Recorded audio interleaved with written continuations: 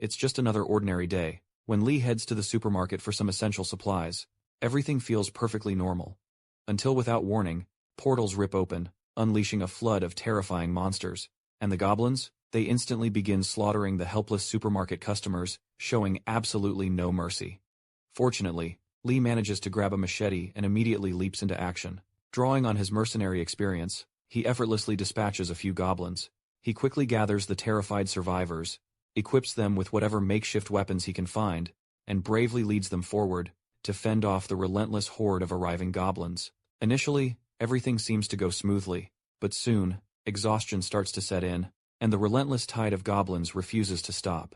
But soon, the military finally shows up, and with their powerful firearms, Lee assists in finishing off the last of the monsters. Suddenly, a mysterious system window materializes before his eyes, displaying a shocking notification. The game is restarting. As Lee struggles to comprehend what this means, the portal glows violently again, and a huge, terrifying orc steps out. Lee and the soldiers immediately open fire, but the bullets prove utterly useless. It seems the orc is completely immune to firearms. But then, one of the survivors, who was just cowering in utter fear moments ago, fearlessly rushes forward and takes down the orc with one powerful swing of his axe. Confidently stating the weak spot is its legs, Lee is utterly dumbfounded, unable to grasp what just happened. How could this person, who just minutes ago was trembling at a mere goblin, suddenly transform into such a powerful, confident warrior?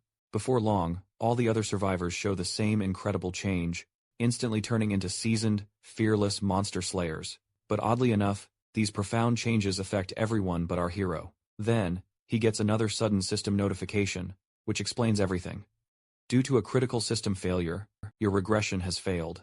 Everyone else has successfully regressed from the future. They know all there is to know about these monsters, and have years of brutal battle experience. In that moment, Lee realizes he's completely, utterly screwed. But before he can even fully grasp his dire situation, another urgent notification suddenly appears. The system has just granted him a unique, special skill. Your compensation? It's the butterfly effect. Level 1 has been granted. Since he never regressed, every action he takes, now altering the future, will now earn him bonus points. Lee stares at the words, understanding their true meaning. The butterfly effect means this: even the smallest action can unleash a massive storm. On the other side of the world, more orcs begin to pour from the rift, as the players rush headlong into the fray. Lee fires, his keen eyes scanning the battle. With his new player status active, he can instantly identify each monster by name, and their level, above their heads. But his bullets only leave faint scorch marks, utterly useless against the orc's thick hide. Close combat weapons, though, are far more effective, since the regressors already know their weak points well. Realizing this, he holsters his gun and snatches up an axe. The system promptly rewards him with a bonus point, proving his new choices are altering the future. When an orc charges, he hurls the axe right at its knee, and finishes it off with a decisive strike. Another point instantly appears. Kim watches on, explaining that in the past, he used a chainsaw instead of an axe. Lee smiles, grasping that every different choice shapes a new future. Kim then tells him that he once dispatched 3 orcs using thinner. Lee instantly recalls it's a highly flammable chemical, and decides to test it out. The butterfly effect activates again, granting him more points. He douses the orcs with thinner, sets them ablaze, and watches the inferno consume them. The system showers him with several bonus points, as confidence surges through him. Just then, a message pops up, announcing his brave rookie achievement, and bestowing upon him a new skill, armor. A vibrant green aura solidifies around his body, leaving everyone nearby stunned. Kim curses in frustration, and another player grumbles that Lee always gains this power. Lee realizes this is the exact same skill he once had, since the butterfly effect didn't trigger. As the rift begins to rumble once more, everyone stares at it, bracing for whatever comes next. Lee stands firm before the rift as a system window appears, designating it the Goblin and Orc Dungeon. Kicking things off, with a D- difficulty, he studies the screen, and a chilling realization hits him. This game is practically designed to wipe out humanity. Each dungeon holds a set number of monsters that eventually pour out through active gates, and closing a gate is the only way to stop them. He turns to the other players, urging them to clear the dungeon with lightning speed. He remembers difficulty affects rewards and skill grades, but loot isn't his main goal. He wants to test his brand new armor skill, along with the stats from the butterfly effect. With 15 bonus points in hand, he pours every single one into strength, boosting it from a measly 1 to a staggering 16. Confident in his experience with goblins and orcs, he steps through the gate. The other players follow, with Kim trailing close, wondering if Lee had already conquered this very place in his past life. Inside, a goblin leaps from the shadows, biting Lee's arm. Armor activates instantly, completely blocking the attack. He crushes the goblin's skull with a single hand, and gains yet another bonus point. The others stare in utter disbelief, as his strength skyrockets within mere hours. A female player cries out, "Impossible," and Kim mutters to himself that, the armor must be why. Lee was once Korea's strongest player. When Lee dismisses his words, jealousy overwhelms Kim. He grabs a chainsaw and attacks, but the blade cannot pierce the glowing armor. Lee smiles coldly, crushes the chainsaw, and grips Kim's neck. As Kim gasps in fear, Lee recalls the brutal truth of the battlefield. Greed always ends in destruction. He realizes these so-called regressors actually thought they could steal what he once owned. Fixing his gaze on the rest, he warns them to stay back. Then, he twists Kim's neck and lets the body fall. A heavy silence follows. Lee reminds himself that the world's old laws no longer matter. The game has begun, and mercy only leads to weakness. He faces the trembling players and tells them to leave, if they value their lives. Lee looks down at Kim's corpse, and finally realizes how truly cruel this game is. An inventory window hovers right above the body, offering his items for grabs. He mutters about how convenient it is, and snatches the Goblin Champion's necklace, noting that it now has a new owner. The system rewards him with bonus points for changing the future. The necklace greatly boosts his strength and agility, granting him the power of 2 level-ups. It might lose value later, but for now, it's incredibly useful. When a player mocks its rather plain appearance, Lee simply brushes off the remark and picks up the broken chainsaw, ready to cut down the remaining goblins. Even if the boost feels minor, every bit of power absolutely counts. Soon, a notification flashes across his vision, stating that all monsters are now dead, and the dungeon will collapse in 3 minutes. He recalls that a gate only closes once all monsters inside have been slain. Those who fail to escape will vanish along with it, which perfectly explains the short escape timer. By the gate, he spots the same boy who had cried earlier for his father.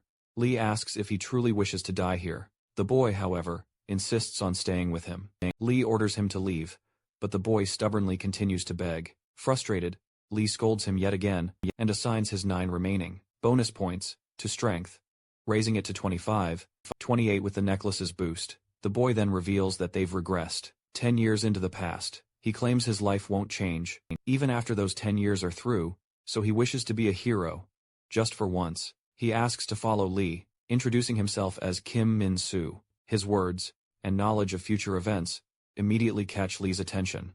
Min-soo confesses that he fought monsters and dragons for 10 long years, and now wishes to serve the hero of Korea. Lee finds him intriguing and accepts his loyalty. As they exit the gate, Lee asks if being a mere sidekick is Min-soo's only goal. Min-soo replies that he wants to be second in command, calling Lee number 1.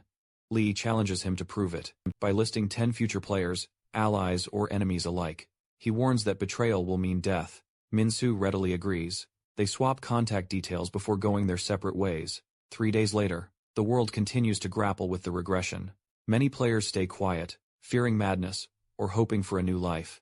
But with everyone regressing, no one can claim the spotlight as the main character. The media and online platforms overflow with stories about this new world. Lee watches the news from his apartment. The anchor, Young Moon Young, reports that the world has become a game, and introduces Lee Dong-guk, director of the Asia-Pacific branch of the World Player Association. Young asks about the chaos following the regression. Dong-guk explains it actually benefits humanity, as stronger players can protect others and restore order faster. Only those selling future knowledge pose a problem. Young then questions if the regression is linked to the final dungeon, since players regressed 3 hours after 21 people entered it. Lee listens intently and recalls the final dungeon actually appeared 10 years later, 3 hours after its entry. Everyone regressed. Young speculates it might be the game's true end. As the broadcast ends, Lee mutters, "Filthy bastards," and remembers he was once the strongest player. Lee listens to the news, and finally, understands why the players at the hardware store called him hero. A bonus point appears, and he guesses it's for the bubble wrap on his window. In his past life, he never bothered with such things. Now, even small actions seem to reward him. He earns points for drinking water and sitting on the couch. His total rises to 37, and the steady growth lifts his mood. As he looks at the numbers, Ambition stirs within him. He wonders how he became Korea's strongest player. Before, without the butterfly effect skill, he learned early that the weak must yield to the strong, and this belief drove him to chase power through money and battle. Now, with a real path toward absolute strength, he feels that dream returning. The news countdown finally hits 0, revealing statues of Lee Hwa-yoon, Park Moo-sung, and Choi Chul-sung. Behold, the heroes who conquered the final dungeon. Seeing his own statue sends a jolt through him. It's so strange to be worshipped like this, and it's only 3 days after the regression. He remembers being the highest paid mercenary, in his past life a living weapon bought for war. Back then, fame meant nothing to him, but now, it feels different. The reporter explains that all players regressed after the dungeon event, implying something inside triggered it. Danguk adds that the 3 heroes have vanished, hiding to safeguard their rare skills and items. Young questions if this is true, and Danguk confirms it before mentioning a new rule. The heroes who entered the final dungeon are now legally absolved of any crimes. Lee switches off the TV before hearing more. 2 undeniable truths crystallize for him. Many are hunting him, and he can legally fight back. He puts on his jacket and steps outside. Running through the streets, he realizes he never came to Gwanghwamen Square in his past life. Every step he takes confirms the future is already shifting. He spends his bonus points on agility, boosting it to 52 even as he runs. He reflects on how everyone else prioritizes strength or mana. But for him, the usual path no longer applies. His bonus points grow faster than anyone else's, making him an absolute exception. He reaches the crowded square, wearing a hoodie and mask. He mutters that this is insane. If people knew who he was, chaos would erupt. He watches the crowd, sensing hidden weapons within their inventories. Everyone wants to look strong. Fame has turned players into idols, but also into prey. He glances at the statues once more. People once prayed before them, like worshippers before gods. Now, the area stands empty. His gaze settles on his own statue, marked with the title Shadow of Death. Suddenly, a player named Kim Chang-bae appears, and smashes the statue's head with a mace. A system message appears, granting Lee bonus points for changing the future. Chang-bae lands nearby, quickly concealing his weapon.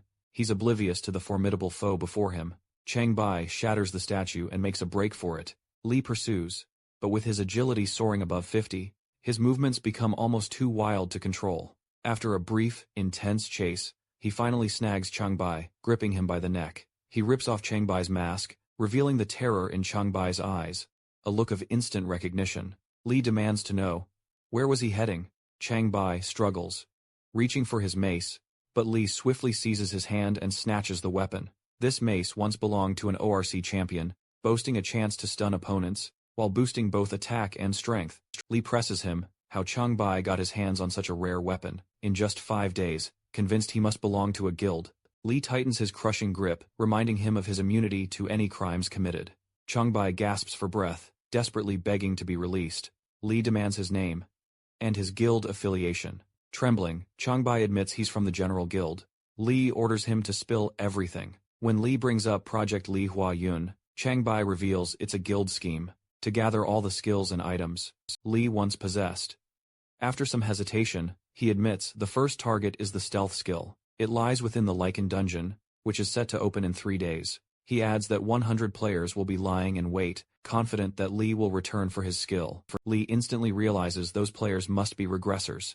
Later, Lee meets Minsu and explains what he's learned. Minsu immediately distrusts Chang-bae, even asking for permission to execute him, but Lee refuses. Minsu insists the guild will act sooner, while Chang-bae claims it'll happen tomorrow. Lee knows one of them is definitely lying. Their argument quickly escalates, until Lee grabs both by the neck, demanding proof. Minsu shows his phone, displaying an article, stating, Lee will appear at the Lichen dungeon on January 7th, tomorrow. He explains the dungeon appeared unusually early in the game, and lichens are far deadlier than mere goblins or orcs. They hunt in vicious packs, and no one has ever cleared this dungeon before. When they escaped, they decimated cities and slaughtered thousands. Lee finally grasps why this dungeon earned its infamous name. It wreaked absolute havoc wherever it went, and people dreaded it more than any other threat. Minsu reminds him times was the one who destroyed it, back in his past life. Lee then turns to Chang-bae, demanding to know who ordered the statue's destruction. Chang-bae snaps, reaching for something in his inventory. Lee reacts instantly, snapping his neck. A message appears, granting him a bonus point. Lee suddenly realizes he must have spared Chang-bae in his past life. The world is now changing at an alarming pace, all thanks to the regressors. He then turns to Minsu, mentioning he needs a way to take down lichens, maybe even using poison. Minsu questions why. Lee is asking about things he should already know. Lee cuts him off, admitting he never regressed. He warns Minsu to keep it a secret. Minsu is absolutely stunned. He explains such knowledge means nothing, without power. Lichens are level 5 monsters. After all, and lower-level players can't even enter their gates. Lee nods, realizing he needs to hit level 5 as soon as possible. Lee is only level 2, but he knows raw levels mean little. With 80 stat points and 162 bonus points already, his total reaches an estimated 242. He practically matches a level 80 player. Still, Minsu reminds him that even with times power, he can't face the lichens just yet, and his low level still bars him from their dungeon. Lee asks Minsu to take him somewhere he can level up fast. Minsu explains that only goblin and orc dungeons exist, for now, as new gates open slowly. The Lichen Gate, specifically, opens tomorrow. Most players ignore these weaker dungeons, calling them a complete waste of time. Lee, however, just calls those monsters cuties. He uses his bonus points to raise his strength to 187. This also strengthens his armor skill. They arrive at a goblin and orc dungeon. A goblin immediately hurls stones, but Lee moves swiftly, killing 2 with shocking ease. His speed and strength leave no room for any resistance. While fighting, he asks Minsu about skill stones. Minsu explains they're found near a monster's heart. Their color indicates their class: white for common, purple for rare, yellow for unique, and red for legendary. The stealth skill, from the Lichen Dungeon, is a rare class skill, which is why its stone glows purple. Lee asks about the meaning of these classes. Insu explains to him that rare and lower tier skills can appear multiple times, but unique and legendary skills exist only once. Skills can also level up, significantly boosting their effects. Lee then asks about special skills. Minsu admits he's never even heard of such a thing. Lee drops the topic, and the next day rolls around. Lee reaches level 5. He and Minsu stand at the site, where the Lichen Gate is soon to emerge. A crowd has already gathered. Lee instructs Minsu to observe, while he handles the rest by himself. Around 100 players from the General Guild are waiting. Only 5 can enter the dungeon at a time, and Lee absolutely must be among them. Suddenly, a man steps forward, and loudly announces that this is the very spot where Lee Hua-yun gained the stealth skill in the past. He declares the General Guild will seize it this time. The crowd erupts in cheers, confident of their victory. 5 minutes later, the countdown abruptly begins. When it hits 0, the gate bursts open. Lee bursts forward, before anyone can even react. Players shout, frantically trying to block him, but none can match his unparalleled speed. He reaches the gate first and dives right in, followed closely by 4 others. The system announces, "Dungeon capacity reached." Outside, Minsu watches in utter awe, realizing Lee has already far surpassed what any regressor could achieve in merely 5 days. The moment they spotted Lee inside, one of the players immediately shouted to prepare. 3 pulled out goblin chef whips, aiming to restrain his hands and neck, while the 4th hurled a heavy net right over him. Their strategy was brutally clear. They knew they couldn't possibly defeat him head-on, and planned to trap him instead. Lee, however, activated his armor skill, and effortlessly turned the tables, binding them instead as they struggled helplessly under the net. Suddenly, lichens rushed in, roaring with furious growls. Lee wondered if such raw rage was simply their nature. The trapped players immediately began to beg for mercy, admitting they were merely following orders. Before they could explain any further, the lichens launched their assault. The players braced themselves, expecting annihilation, but Lee effortlessly crushed the monstrous beasts. He suddenly remembered something crucial. Wolves and dogs share the exact same weakness: their muzzle. Years ago, a detection dog bit him during a mission once, and he subdued it by gripping its snout tight. Recalling that tactic, he grabbed the lichens by their muzzles and crushed them. The monsters crumpled, completely immobilized. When the players questioned why he didn't finish them off, Lee calmly explained that eradicating all the monsters would collapse the dungeon and seal off the gate permanently. His plan was to find the lichen holding the skill stone first, then discreetly slip away, before anyone outside even realized. When the lichens began to stir again, Lee muttered, "This isn't enough," and utterly shattered their bones. Then, he turned back to the cowering, trapped players, and demanded to know the name of their leader. Trembling, they revealed it was Choi Chul-sung. Lee instantly recalled the name carved next to his own statue, and asked if Choi had ordered them to come here. For the stealth skill, admit it. They tried to explain they were just following orders, but then, one accused another of betrayal. Lee grabbed the shouting man and snapped his shoulder, reminding them he wasn't here for games. He recognized Choi Chul-sung, the general guild leader, who once fought alongside him in the final dungeon. Though never a true comrade in arms, Choi was still part of his team back then. Now, that very same man had turned against him. But Lee felt no sense of betrayal, knowing the world always ran on self-interest.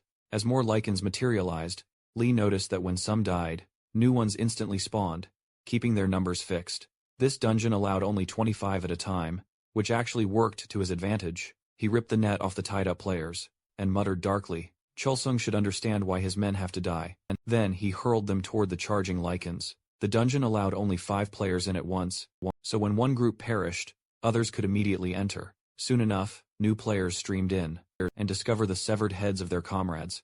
A searing rage fuels their charge forward, but Lee effortlessly overwhelms them, binding them alongside the others. When he demands to know which lichen possesses the coveted skill, one reveals it belongs to the lichen, with distinctive white eyebrows.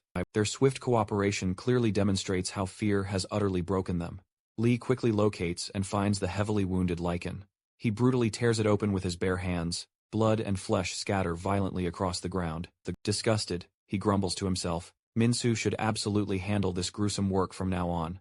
Inside, he uncovers the stone imbued with the stealth skill. The prisoners whisper that it's the very same skill, once wielded by a legendary hero in the final dungeon, and lament losing their chance to claim it for themselves. Lee briefly considers selling the stone, for immense wealth, but quickly reconsiders. Since the game began, power has always reigned supreme. He reflects on his orphaned childhood, and the countless wars he barely survived. True power now lies tantalizingly within his grasp. He will seize it to forge a brand new history. He swallows the stone whole, but a message flashes, stating the skill is locked, until he reaches level 10. Frustration boils as his current level is only 6. Determined, he resolves to grow stronger immediately. He allocates all 102 bonus points to dramatically boost his strength, raising it to a formidable 289. Knowing the guildsmen lurk outside, he realizes a direct confrontation would be too dangerous. To ensure his safety, he intentionally spares one lichen, so the dungeon stays open. More monsters will inevitably spawn, allowing him to train further with his immense strength. Even a level 5 lichen poses absolutely no challenge to him. He focuses on carefully controlling his overwhelming power, to avoid eliminating them too quickly. After steady, relentless fighting, he finally reaches level 10. The stealth skill unlocks, and he immediately activates it, rendering his hand completely transparent. However, his clothes remain visibly present. Other players explain that at higher skill levels, even clothes vanish. Lee checks his updated skills, and notices progress levels displayed beside each one. When they confirm that full invisibility truly activates, at stealth skill level 2, he strips off his clothes and activates the skill once more. Disappearing completely, he suddenly realizes, these other players were also here for the very same skill he once possessed during his past life. Had they succeeded, he would have been killed for it. As he prepares to make his exit, lichens close in on the bound players, who desperately beg for mercy. Lee orders them to be silent, then walks away without a single backward glance.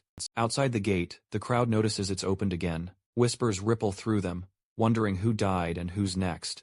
At the same moment, Lee steps out, unseen, under stealth, observing the restless people. He mutters that this view is certainly worth seeing. Then, his eyes land on Minsu. He taps his shoulder and tells him to stay quiet, before pointing toward a taxi for them to take later. While scrolling through the news, Lee reads reports about his unexpected return, and the recent lichen dungeon incident. The headlines call his hunting method shocking, and show the bodies of 8 general guild members, killed by lichens. Minsu then shows him a live broadcast, where anchors are discussing Lee's appearance. One mentions his incredible calm, confidence before the final dungeon, in their previous life, when he raised his middle finger to reporters, and became a symbol of pure defiance. They now debate if his fame comes only from that attitude, or if there's something more. The discussion shifts when Park Jong-sik, chairman of the Player Skills and Technology Association, joins the broadcast. He claims that, the moment Lee appeared in the lichen dungeon, the game effectively ended. His statement causes immediate outrage, and even Lee is surprised. Anchors accuse Jong-sik of spreading confusion, but he remains firm. He explains that his team studied the lichen corpses, and found each skull caved in by a single strike. Given the incredible hardness of lichen bones, such power could only come from a level 40 player, with all points invested in strength. When asked if special equipment could explain it, Jong-sik denies it, saying no known item could cause that level of damage. Holding up a lichen head, he points at the wound and claims, Li Huayun crushed their skulls with a mere flick of his finger. Some anchors laugh it off, while others demand his resignation. Li realizes those denying Zhangxik's words are people with immense wealth and influence. Think powerful guilds, associations, and industries all profiting from the game. They fear the truth will shatter morale and cripple their profits. Zhangxik ends by saying that, if the game reaches its final stage once more, Li will surely be among those who complete it. The anchors swiftly dismiss his audacious claim, though one anchor hilariously connects Li's past gesture to his current, incredible power. Li mutters in utter disbelief, and wonders how she even became an anchor. He realizes his path now diverges sharply from his previous life. Only his raw strength remains the same. He realizes that without higher levels, stats alone are practically useless. He couldn't even enter the Lichen dungeon, or properly use stealth at first, all because of rigid level limits. To grow stronger, he desperately needs more experience. Determined, Li begins relentlessly hunting lichens in another dungeon. What once felt satisfying now feels utterly dull. He mutters that he's completely sick of them, and yearns for something new. Minsu warns that this is still the optimal hunting ground, but Li immediately asks about the next dungeon. Minsu mentions the dreaded level 14 Blue Monkey dungeon, though no player can enter it just yet, since only 5 days have passed since the game began. Li sees a golden opportunity. If no one can enter, then the blue monkeys will simply emerge on their own. Minsu vividly recalls how incredibly dangerous they were in their past lives. Li admits it might be incredibly risky, but remains supremely confident with bonus points, equal to what others would gain after over 100 levels. He believes that in front of true, overwhelming strength, no monster truly matters. Those who never awakened as players didn't regress, yet. They already know the blue monkeys will soon appear, and destroy absolutely everything. That's why the streets are eerily empty. 6 days after the game began, no one is strong enough to face such terrifying monsters. Li and Minsu walk into an ominous underground parking lot. The silence feels incredibly heavy.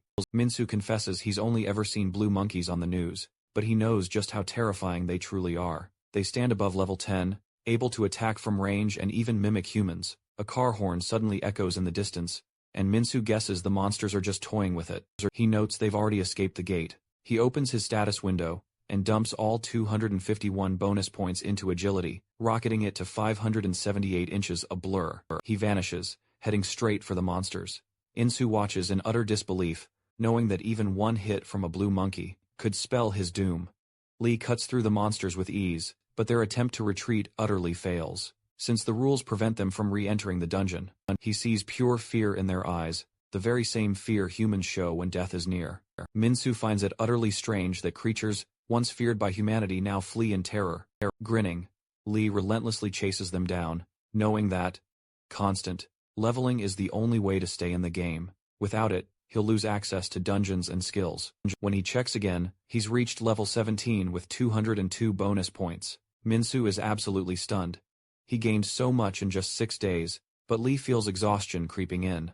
His low stamina can't balance his speed and strength anymore. He adds all his points into stamina, raising it to 213, and instantly resumes the fight. The blue monkeys hurl debris at him, but nothing, absolutely nothing, slows him down. When the last one falls, Minsu stares in pure awe, realizing that if people saw this, they would absolutely lose their minds. Li then remembers the security cameras, recording everything standing near the gate.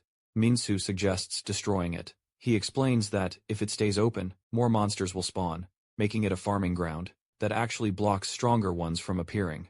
Li agrees. The blue monkeys are now too weak to give him any real growth. He only came because no higher dungeon exists yet. Minsu adds that clearing dungeons unlocks stronger ones. Humanity never allows weaker gates to stay open. Li asks if this means defeating more dungeons will only make life harder for others. Minsu nods knowingly. He points out that Li just cleared a level 14 gate in an astonishing 6 days. That's something which took nearly a month in their past lives. When Li asks how he even knows this, Minsu promptly shows him an app, where players post dungeon records and winning strategies. The first clear time becomes the official record, and top players earn national recognition. Hearing all of this, Li decides to post their incredible record under the name Fearless, a word that literally means without fear. Minsu agrees without hesitation and uploads it. Soon, the forums absolutely explode with both excitement and panic over the sudden arrival of level 15 dungeons. Meanwhile, inside a nearby civilian shelter, civilians anxiously watch the broadcast. A little girl asks her worried mother when they can finally go home. The woman says it will take another 29 days. Then, a man shouts that the dungeon has already been cleared. People immediately call him a liar, until the screens light up with stunning footage of Lee slaying those monstrous blue monkeys. Cheers fill the entire hall as they realize it's all true. On the player side, everyone notices the mysterious new name, Fearless. No one knows who this person is, but it doesn't matter to the people watching. A new hero has appeared. Lee and his friend walk along the dusty road, discussing the pivotal events of their past lives. His friend recalls that the level 15 dungeon was cleared 41 days after the game first began, but that happened in Japan, where the terrifying crimson-eyed horse appeared. Korea also had a level 15 gate, yet no one was strong enough to clear it. When Lee asks about their next monster target, his friend explains, it's a level 15 giant bear. He adds that monsters below level 20 aren't truly dangerous, since they completely lack skills, though higher levels naturally take longer to defeat. He remembers that 71 agonizing days once passed between the clearing of the level 19 and level 20 dungeons. As they continue walking, his friend wonders if 300 kilometers is truly too far. Lee replies that each single step gives him precious bonus points, so simply walking itself is incredibly worthwhile. This makes his friend deeply reflect that even the smallest actions can drastically change the future, like dropping a pen. Even a small bug avoided could drastically change events. So Lee treads carefully now, fully aware that every choice shapes his destiny. Suddenly, a truck blares its horn right behind them. The driver leans out, yelling and cursing, demanding they move aside immediately. Lee responds calmly, but the man just keeps shouting, then speeds up. A flicker of anger flashes across Lee's face, and before his friend can even react, Lee vanishes, instantly catching up to the truck, confronting the furious driver. He warns the man to control his temper, if he values his own life. The driver quickly apologizes, and Lee lets the matter go, choosing peace over pointless anger. As they resume their journey, Lee has a realization. The dungeons are opening even faster now. This provides him an opportunity to widen the gap between himself and everyone else. And those with memories of the past are rapidly losing their unique advantage, while he continues to grow stronger all on his own. The scene shifts to a fierce battle. Inside a level 15 dungeon, a massive bear monster towers over Lee. He knows that once level 20 monsters start appearing, they'll begin utilizing devastating skills. So, he must grow stronger, and fast. The bear strikes hard, sending him flying backward, but he quickly dodges and scales its arm. With an explosive burst of strength, he crushes its neck, watching it collapse. More beasts rush in, but he swiftly defeats every single one. Meanwhile, online debates rage about who cleared the level 14 dungeon. Some argue it was Lee Hua-yun, others claim Park Musang. His friend then mentions that a level 16 dungeon has already been cleared by the infamous Poison Choi, whose real name is Choi Chul-sung. He was once among the men who entered the final dungeon alongside Lee. Lee reflects that Choi must have gained a rare skill from his past life. His friend recalls that Choi was known as the Poison King and leader of the strongest guild in Korea, the General Guild. Lee remembers how Choi, who once tried to steal his stealth skill, Lee realizes he must become even faster. When Lee inquires about Choi's weapon, his friend remembers a mysterious black dagger. It once belonged to the fearsome Golden Leopard, a notorious level 20 monster from Korea. Lee quickly brushes off the memory, focused solely on his personal growth. His friend updates him, the level 17 and 18 dungeons have already been cleared, on January 9th and 10th. As they exit another dungeon, Lee asks about their next targets. The level 19 dungeon awaits near Gangnam Station, and the level 21 dungeon is opening at Yuldong Park, in Bundang. Lee notes that it would take about 30 minutes to reach it, without traffic. His friend feels relieved that the area has fewer people around, but Lee reminds him, even if crowds appear, no one can enter. Only times can claim the weapon again. Now at level 21, Lee holds a whopping 744 bonus points. He channels all of them directly into strength, raising it to an astounding 1,033. A system notification appears, announcing his strength has officially surpassed 1,000. For the very first time, he earns a new title, King of Strength, and he gains the Petrify skill, which freezes an opponent solid for 3 seconds. Testing the skill on his friend instantly confirms its immense power. His friend compares Lee's strength to that of young Xiongtai, the legendary emperor of China, who once led all players there, and cleared countless dungeons. Lee wonders if his new skill is the very same as the emperor's, and his friend confirms it is. Lee then instructs his friend to head to Yuldong Park and observe who gathers there. Meanwhile, he will clear the level 19 dungeon at Gangnam Station. Minsu agrees, promising to contact him if anything unusual happens. With that, they part ways, each moving towards their next crucial task. Lee stands before the level 19 gate, knowing he must clear it to unlock the level 20 Golden Leopard dungeon. The place is swarming with crimson-eyed moles. He recalls that the level 20 gate will finally open once times any times level 19 dungeon is cleared, but since no one else seems capable, he decides to handle this mission personally. Soldiers quickly cordon off the area, overseeing the evacuation efforts. One soldier stops Lee, demanding his ID. Lee calmly admits he has none. Suddenly, a massive mole bursts from the ground. The soldiers open fire, but their bullets are useless. The soldier urgently tells him to flee, but Lee calmly explains why. Guns are utterly useless against these monsters. When asked if he's a player, he simply nods. Another mole surfaces right behind them. Lee activates his petrify skill, freezing it mid-air, then effortlessly crushing its neck. Witnessing this display, the soldier steps aside, allowing him to pass. Inside, Lee carefully studies the dungeon. The moles aren't just strong, they're cunning, hiding deep underground. Knowing he can't simply dig them out, he pulls the blue monkey's fur from his inventory. Burning, it releases toxic smoke that lures monsters. The noxious fumes spread quickly through the burrows, forcing the moles to surface. Lee catches each one, eliminating them effortlessly. Soon, all 15 lie dead. A system message flashes across his vision, announcing the dungeon's complete clearance, and the gates will collapse in 3 minutes. His phone rings. It's Minsu. Minsu warns Lee that reporters have swarmed the Golden Leopard dungeon. Lee tells him to get rid of them. He'll be there soon.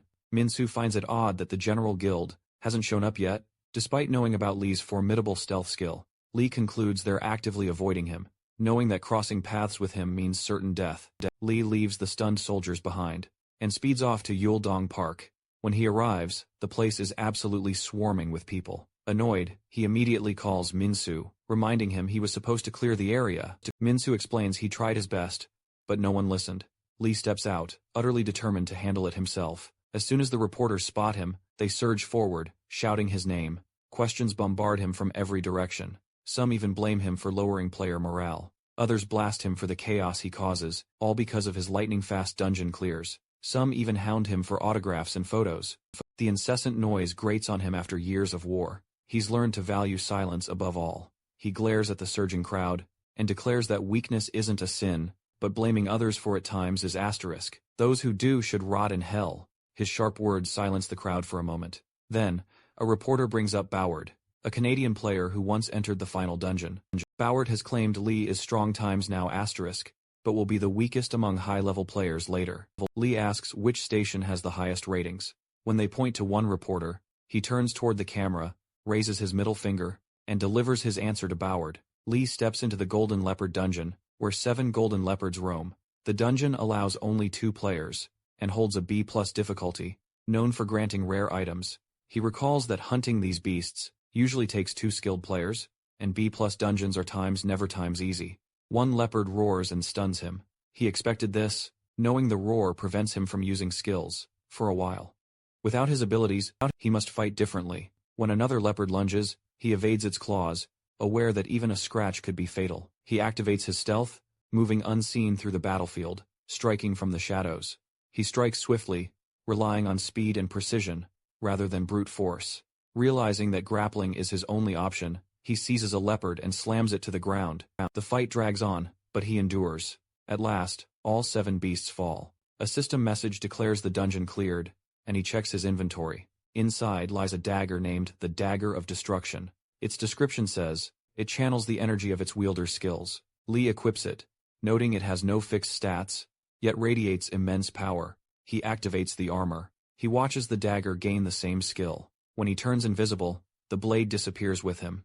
Its strength grows right along with his own, just as it did in his past life. Satisfied, he prepares to leave as the gate begins to collapse. Outside, a crowd of reporters swarms him again.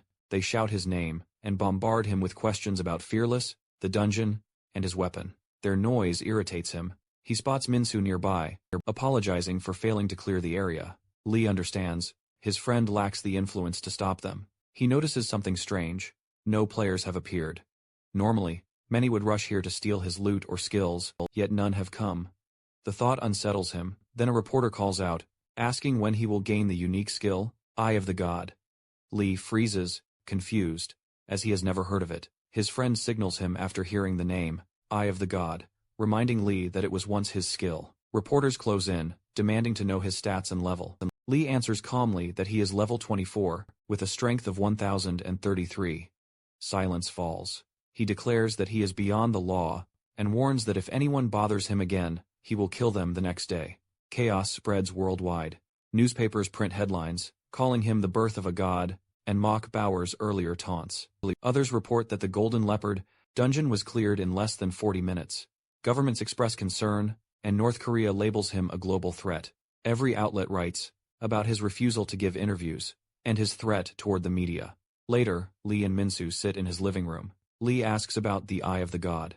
Minsu confirms its existence, saying Lee possessed it in his past life. It allowed him to see opponents' stats and inventory, making it a unique and unmatched skill. As it leveled up, it underwent a second awakening, transforming not only in power but also in form. Minsu speculates that at higher levels, the skill could even detect slight movements in an enemy's pupils, or heartbeat, granting Lee perfect combat precision. Lee asks where it might be found, and Minsu suggests checking the player website, which tracks dungeon records. If flawless, it could narrow the search. Lee knows time is short. Many players have regressed, and will race to claim the skill. The scope is immense. Guilds and low-level players alike will hunt for it.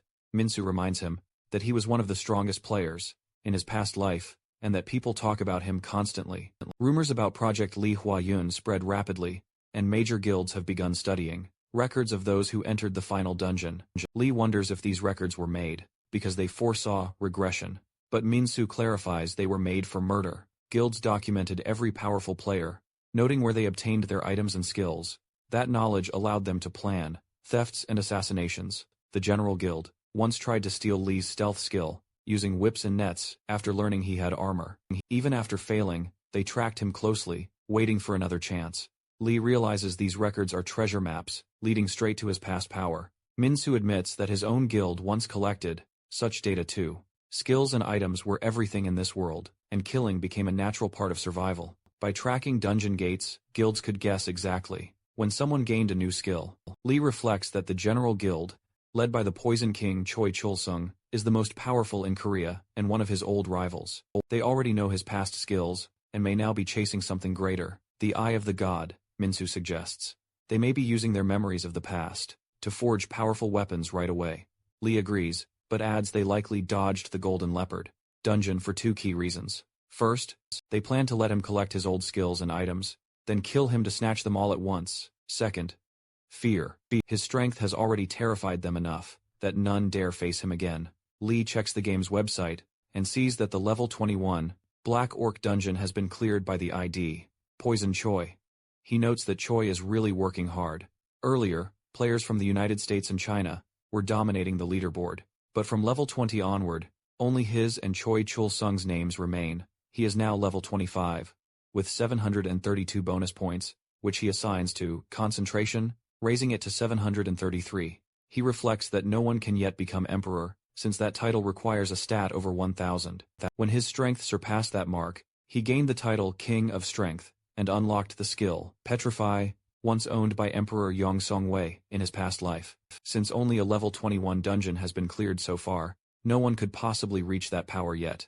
His friend agrees with his decision, noting that concentration is vital. Lee explains that it enhances combat awareness, evasion, and precision, letting him use his strength to its fullest. It also helps when skills are unusable. When asked if he needs more mana, he replies that he never runs out, since he controls it efficiently. Lee decides to improve his stealth skill next. His friend suggests brute force might be faster, but Lee explains that stealth offers information through spying and infiltration, making it more useful. He plans to raise it to level 2, before visiting the General Guild headquarters.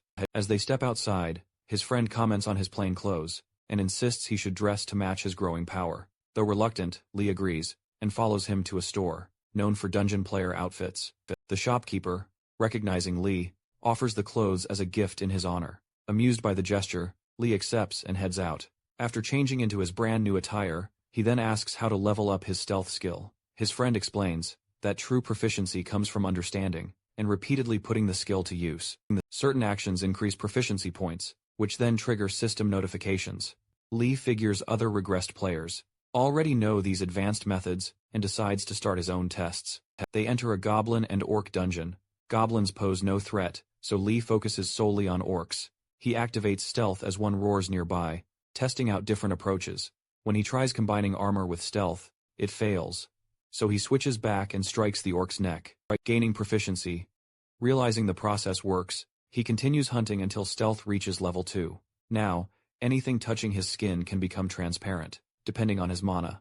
Satisfied, Lee asks about the General Guild headquarters. His friend tells him it's in Cheongdam, Gangnam District. Lee smiles, remarking that it must be quite the wealthy place. Lee stands outside the General Guild headquarters, with his stealth skill still active.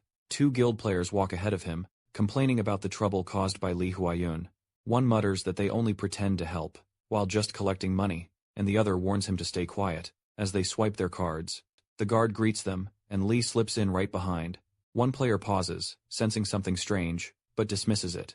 Lee considers it a close call, and listens as an announcement, calls all executives to a 9:30 meeting. He decides to follow them inside the conference room. He keeps stealth active. A man opens the meeting, noting the date as January 14th. An A-rank player mentions the guildmaster is absent, busy clearing a level 23 dungeon. Another worries about his condition. A B-rank player declares that their master will soon claim the Eye of God, and Lee notes the phrase carefully.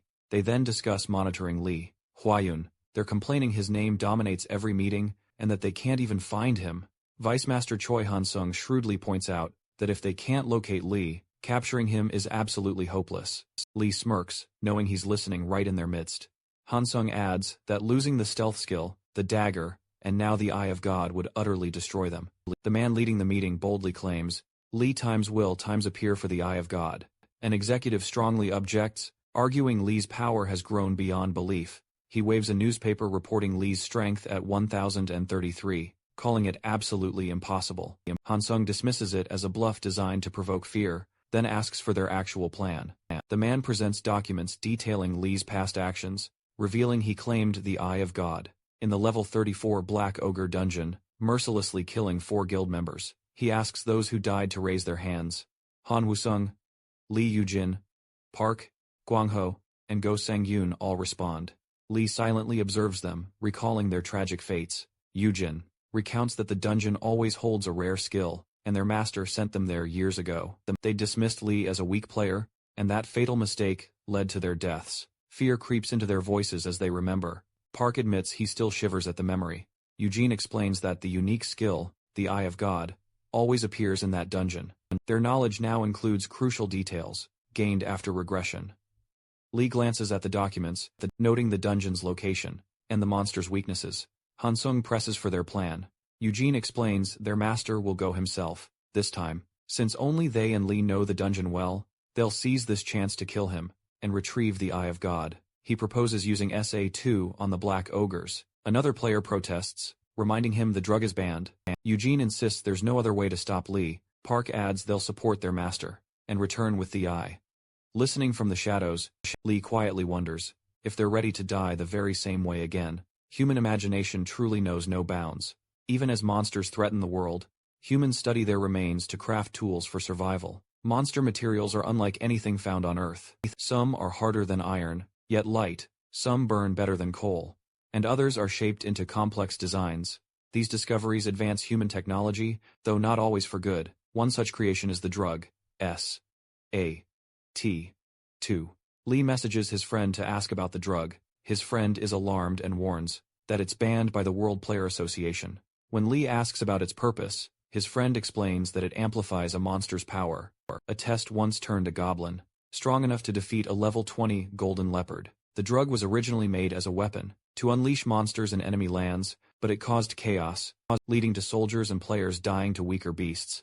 In the guild meeting, Lee Yujin explains that SA2 lasts 24 hours. When Li Huayun appears at the Black Ogre Gate, they plan to inject the drug into the monsters, raising their strength to level 100. After killing him, they will seize his skills, items, and the Eye of God. Han-sung approves, but warns everyone to keep silent. or the guild will collapse if the truth spreads. He stresses that the eye of God is too valuable, and urges everyone to grow stronger. Before facing the level 33 Black Ogres, Yujin agrees and thanks them for their support. Suddenly, Lee receives a system, warning that his stealth will deactivate soon. Due to low mana, he regrets not investing more points earlier, and quickly applies all 243 bonus points to mana, raising it to 341. Yujin senses the sudden shift and questions, who just used a skill. Guangho dismisses it, but Yujin insists he felt a strong flow of mana. Before suspicion spreads further, someone enters to announce the guildmaster's arrival. Choi Chul-sung walks in, and the room grows tense. Lee feels the power radiating from him. Chul-sung assures everyone there is no need for alarm. Hansung mentions S.A.T. 2, emphasizing this is their only shot to defeat Hua Yun, whose power seems utterly unbeatable. Chulsun insists Hua Yun doesn't lie, even though his power is truly beyond belief. He then commands everyone to move out. As Chulsun passes, Lee considers a confrontation, but decides to prioritize the archives instead. He tails a man laden with documents, slipping silently through the door. As the man scans his eye to gain entry, his intense focus keeps his movements hushed. Once inside, he dramatically reveals himself, binding the man with mystic blue monkey fur, and seizing his past life's records. He pores over the papers under his lighter's flicker. The records are incredibly detailed, chronicling every battle and every player he once killed. Reading them evokes a faint, unsettling sadness. He then turns to the list of items and skills, each meticulously tied to its monster origin, finding the accuracy almost chillingly admirable. Hua Yun's past records shockingly reveal that, after clearing the level 245 dungeon, his body underwent a complete transformation. His darkened form became wildly unstable, obliterating everything in its path. The resulting devastation was beyond description. It became a legendary grade skill that players later dubbed Li Hua Yun's Shadow, earning him the fearsome title, Shadow of Death. After the world reset, this very same power now belongs to Choi Chul-sung, the infamous master of the General Guild. Reading these records, Lee grimly realizes, this is the absolute final entry about his past and future. He suspects it's merely a copy and demands the original. Before utterly destroying the entire archive, shattering the supercomputer, holding all guild data, he earns a truly vast amount of bonus points, showing just how much the guild's fall has drastically shifted the world's balance. The sheer destruction of the archive itself irrevocably alters the course of the future. Knowing strength must be his absolute priority, Lee immediately invests all bonus points into his strength stat, raising it to a staggering 2,054. He messages his friend, explaining they can't predict how much the SA-2 drug will truly enhance the monsters.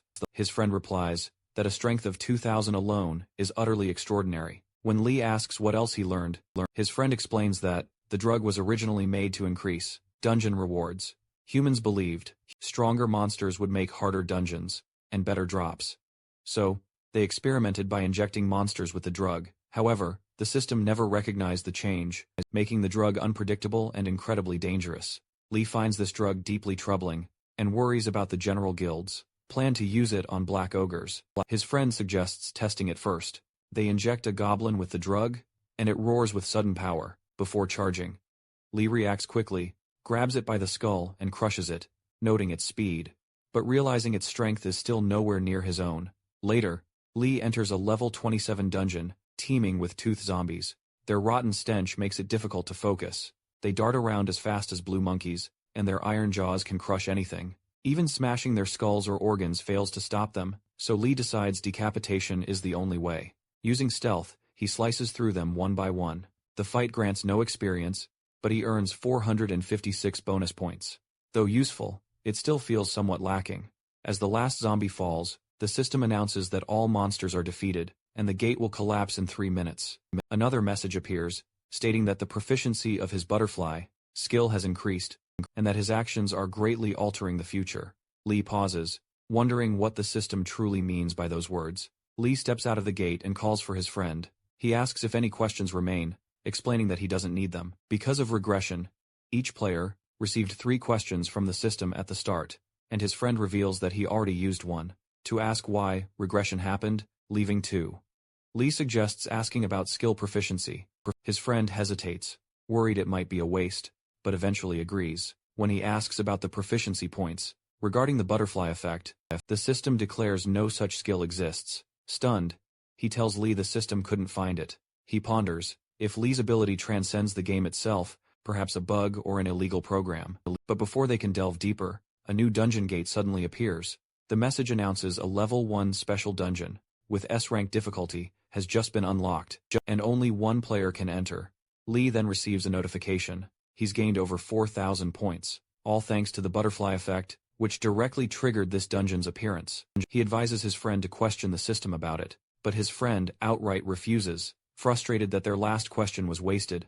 He rants about the game's creator, claiming the system denies what's undeniably real. Lee points toward the gate, reminding him, the system's denial means little. When concrete proof stands right before them, a warning flashes on screen.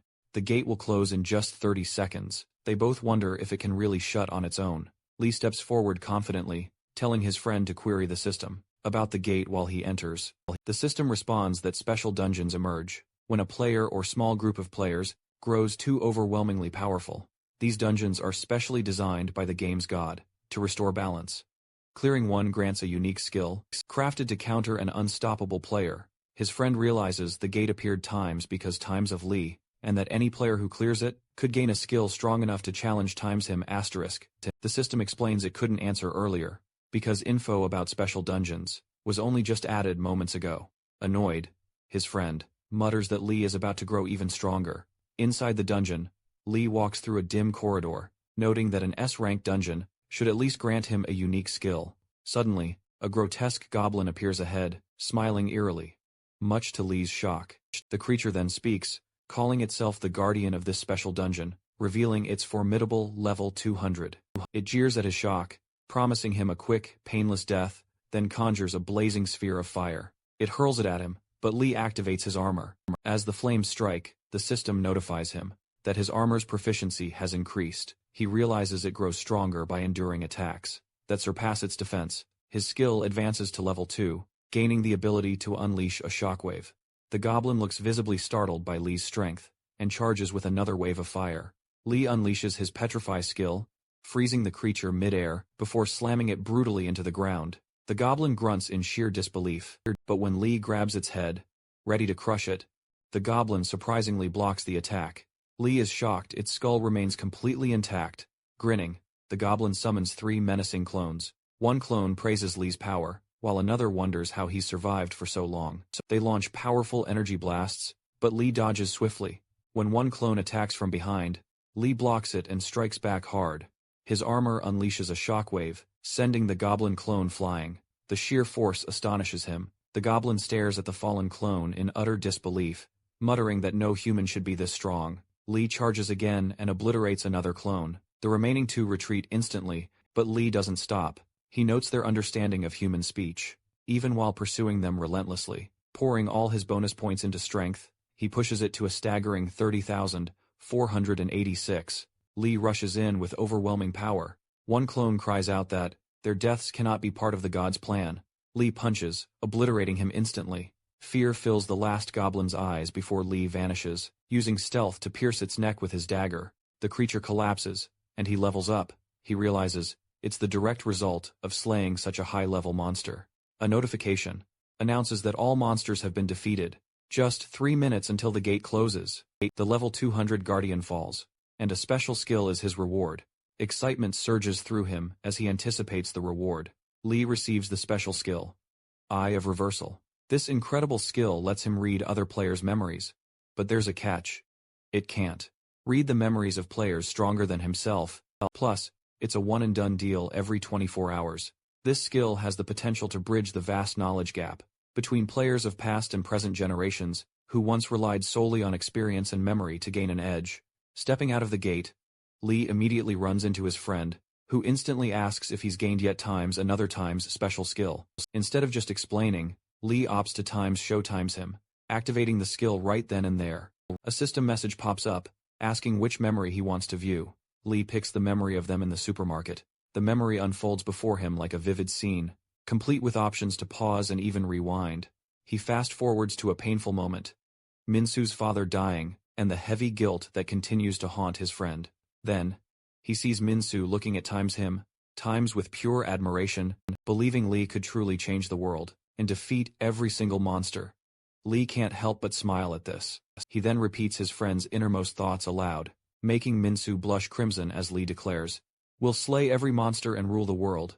Lee sneaks another peek into his friend's mind, and catches Minsu secretly referring to him as, "my lord." He playfully teases Minsu, who immediately gets flustered and practically begs him to stop. Lee laughs it off, deciding to wait for the level 29 dungeon.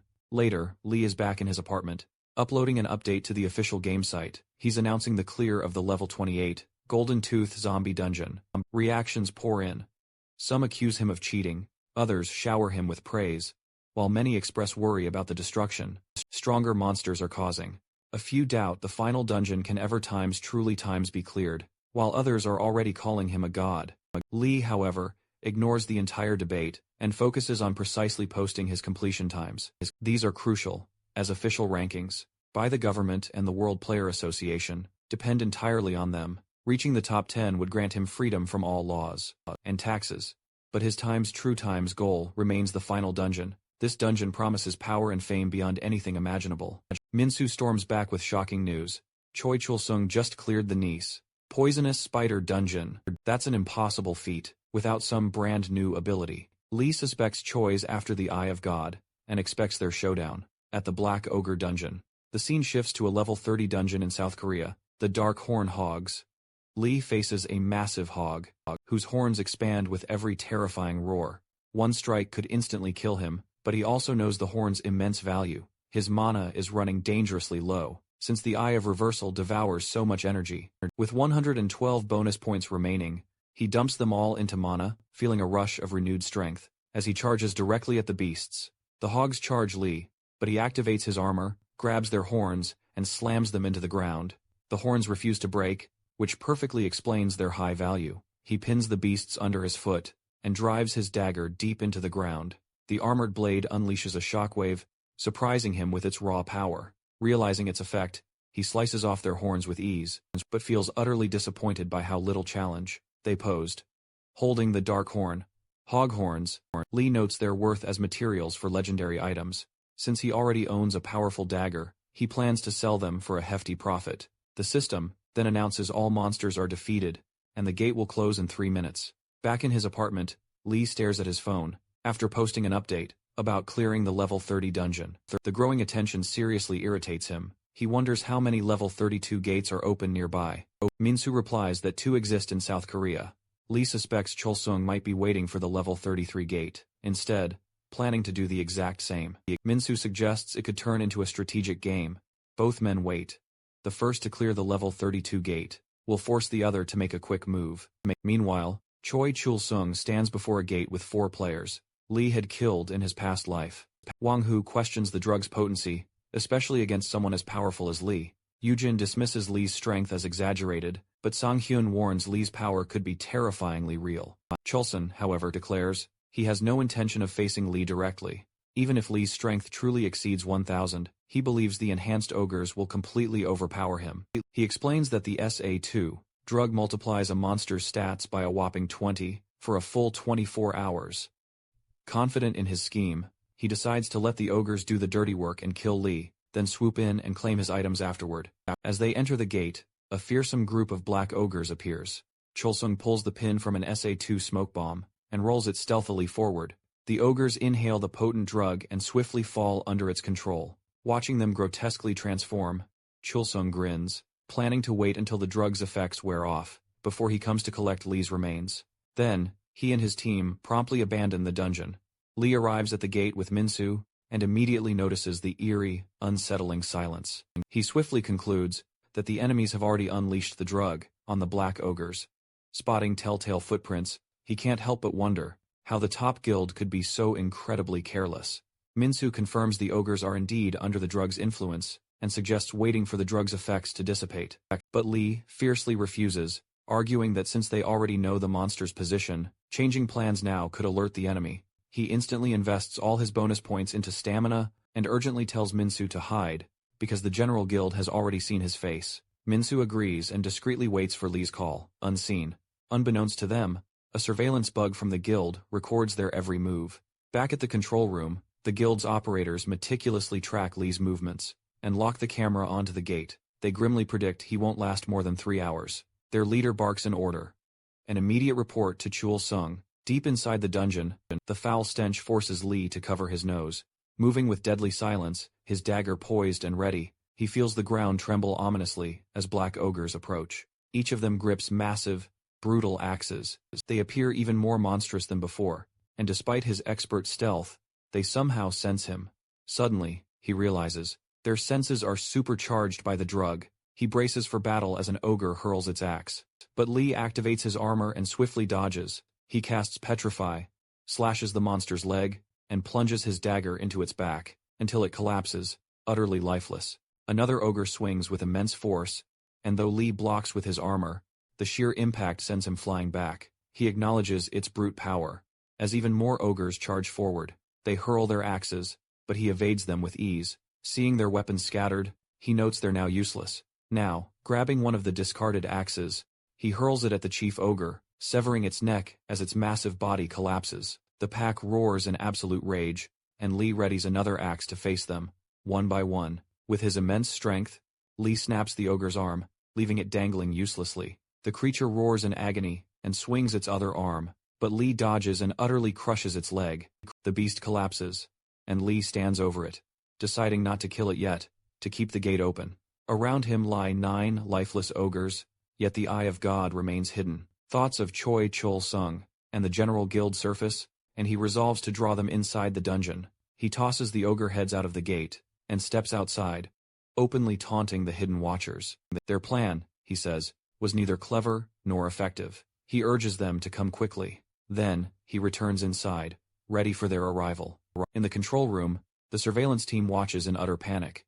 The administrator contacts Chul Sung, explaining that Lee has thrown out the ogre heads. Chul Sung instantly realizes the situation, and demands a poison strong enough to kill Lee. When told it's still in production, he orders the administrator's immediate execution, declaring that all useless people will die from now on. He then commands the team to create an enhancer that can pierce Lee's armor, with a 3-hour deadline. In his office, Chul Sung crushes a poison enhancer in anger. The enhancer once powered his ascent. In the previous timeline, his deadly, poison skill earned him the title of Poison King. Utilizing future technology, he crafted toxins that shattered monster defenses. But even now, in this new era, he still lacks a poison potent enough to breach Lee's armor. Undaunted, and utterly determined, he commands his 4 elite players to eliminate Lee within 2 hours. If they are captured, they must sacrifice themselves to safeguard the plan. Guang Ho visibly hesitates, but Chul soon grimly warns that failure is unforgivable, promising they'll be immortalized as heroes if they succeed. Back inside the dungeon, new black ogres emerge, and one immediately swings its brutal axe. But Lee, with effortless grace, dodges it. Slaying them only causes even more to swarm forth. Lee quickly grows bored, finding the endless battle tedious. He effortlessly punches one, instantly obliterating it, and simply decides to ignore the rest.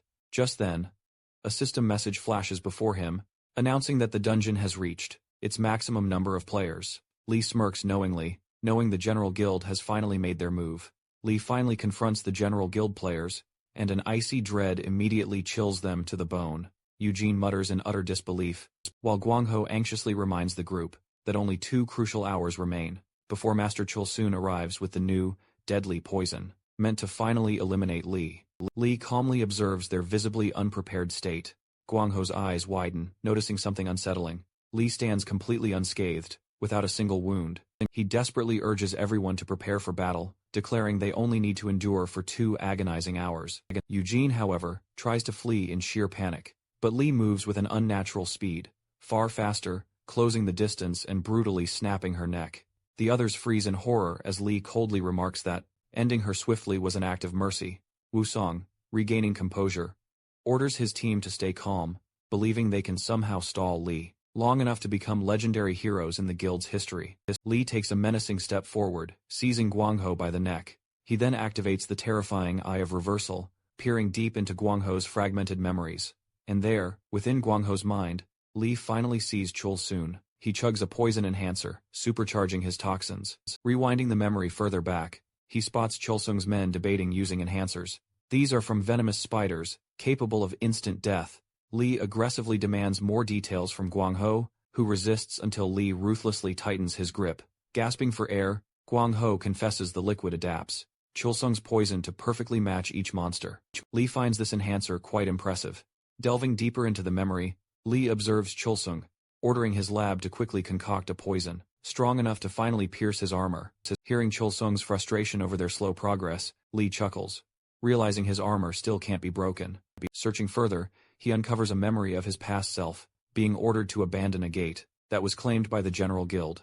When he refused, he slaughtered every single one of them. There was no sign of the Eye of God back then, but Lee decides to test that exact same method now. He demands to know why Chulsung hasn't appeared, but Guang Ho only pleads for mercy instead.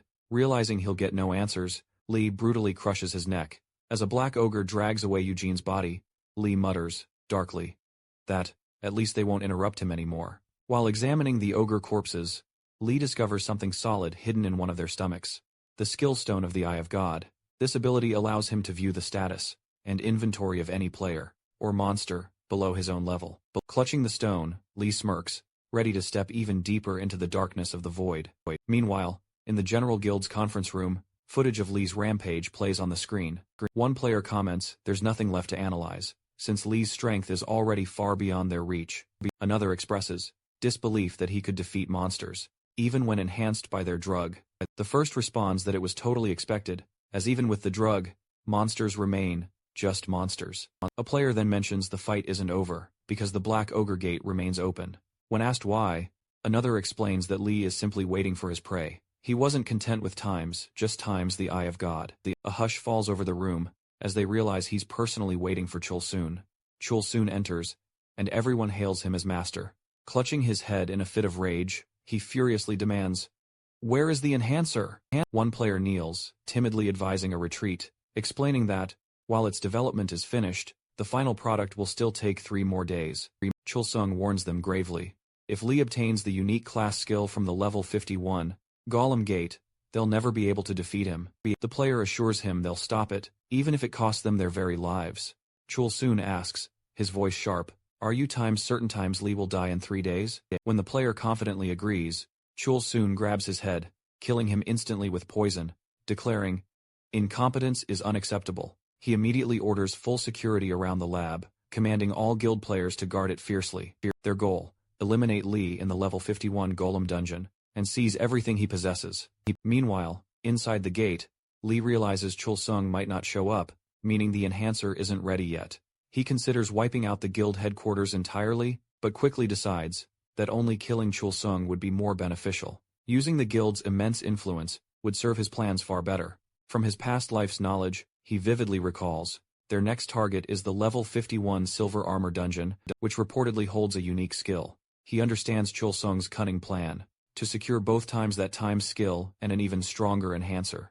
Determined to stop him, Lee activates stealth and promptly leaves the gate, knowing the guild's eyes are still fixed squarely on him.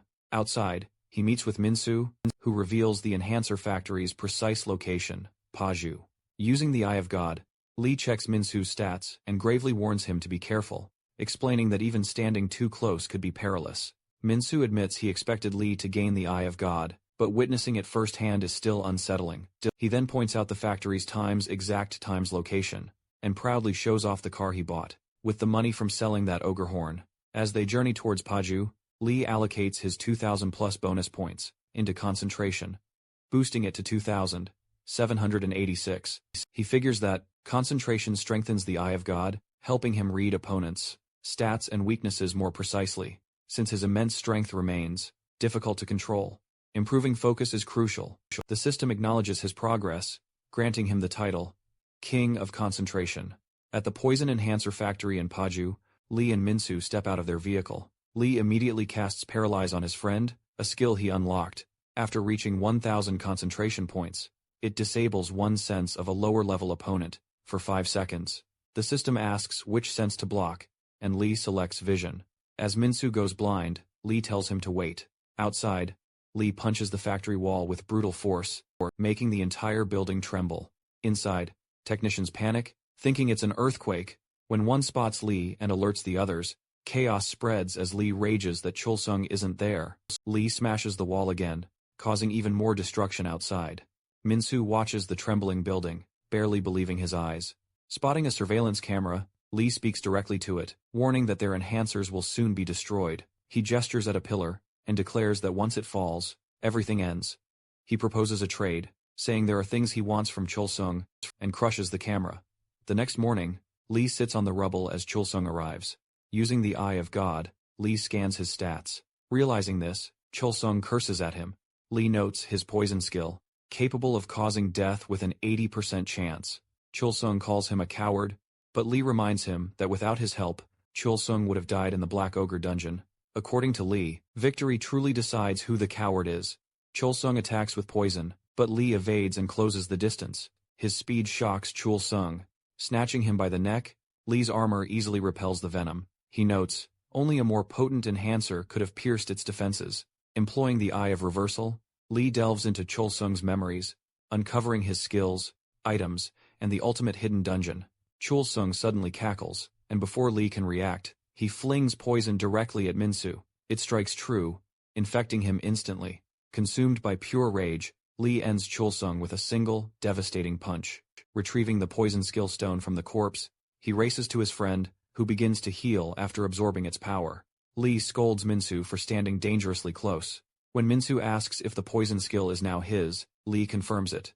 Minsu thanks him, but Lee simply brushes it off, telling him to prepare for future gates. They'll need the equipment found within. That day marks the demise of Chulsung, once Korea's most feared criminal. The very next day, headlines across Korea scream "Criminal of the Century," Chulsung dead, and General Guild officials arrested.